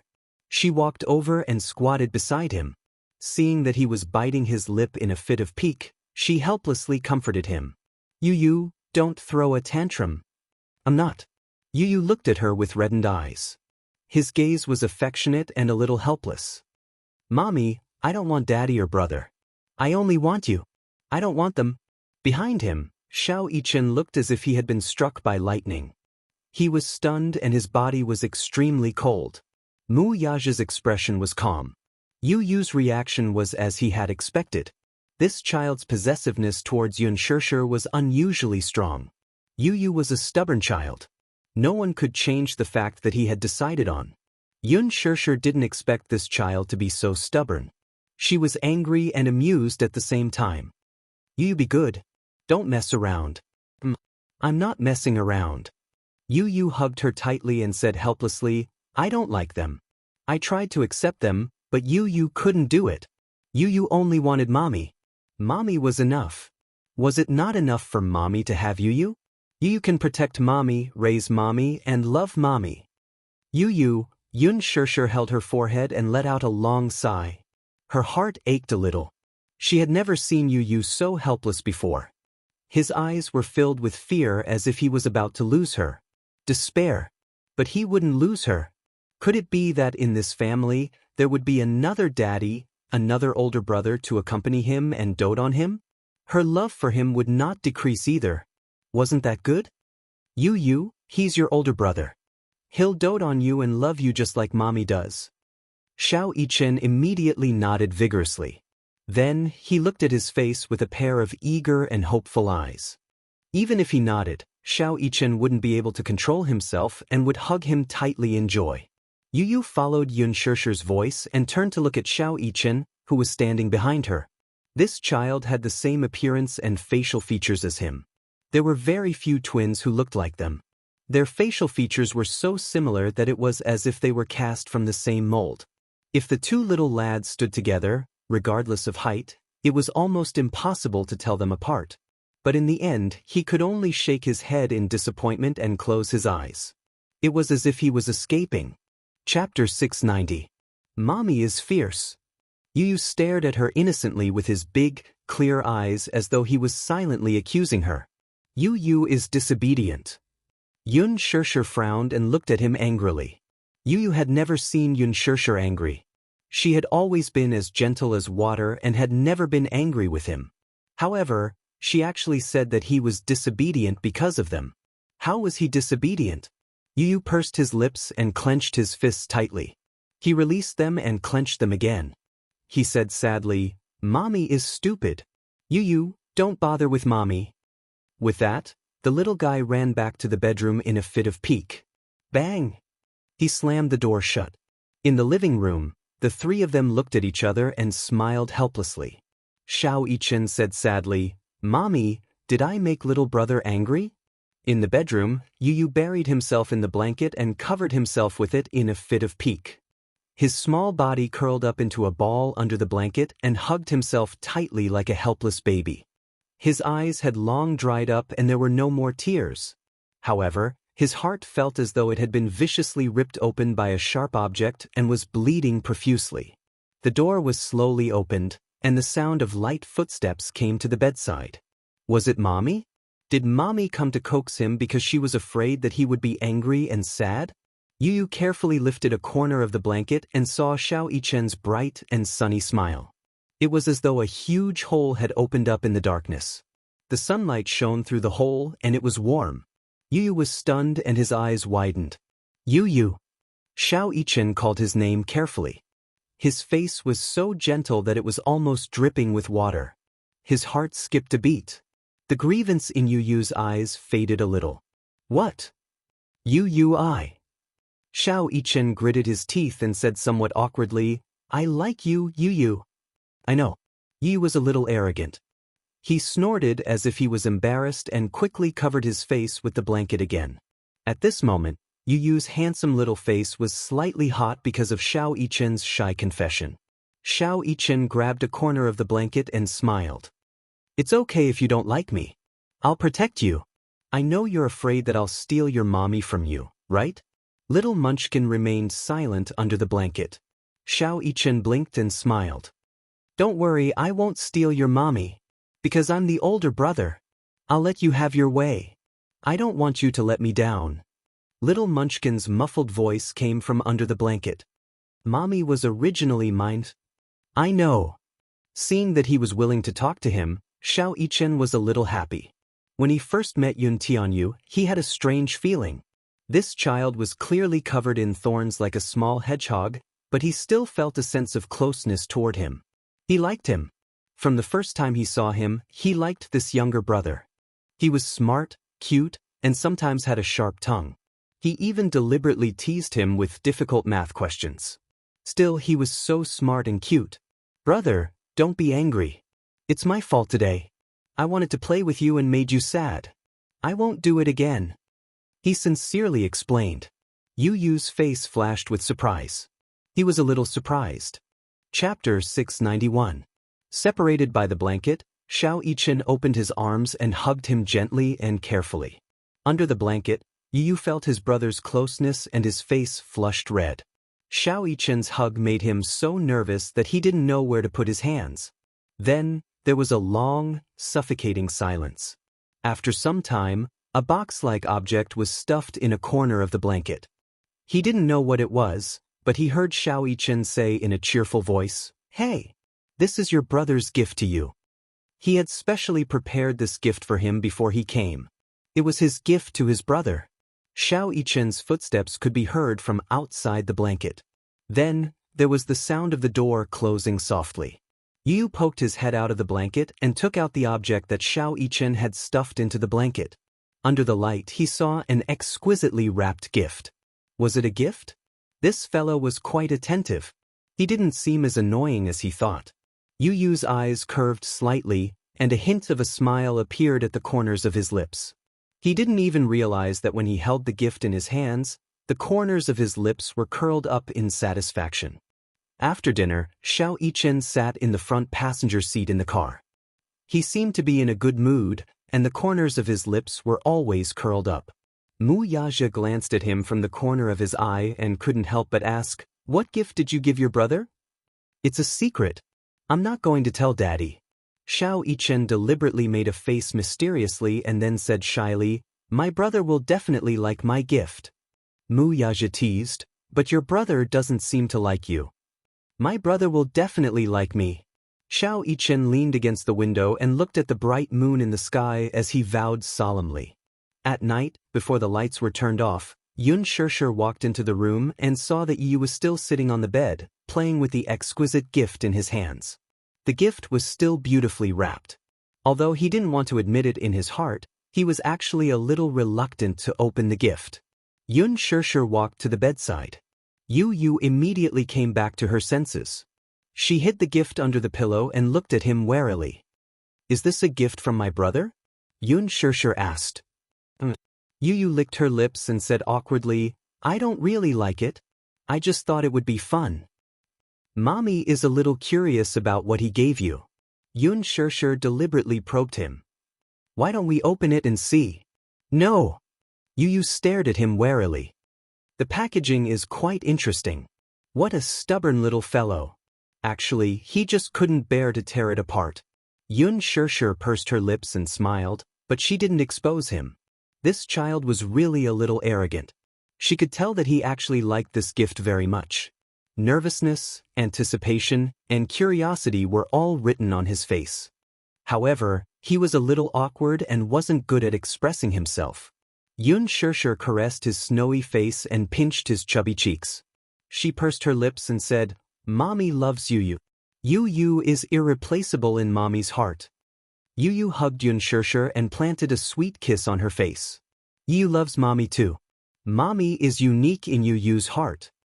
"Sleep early." Xianxia stroked his hair and kissed his forehead. "We still have to wake up early tomorrow." When they left the bedroom, the smile on Xianxia's face faded. This child was obviously still a little conflicted.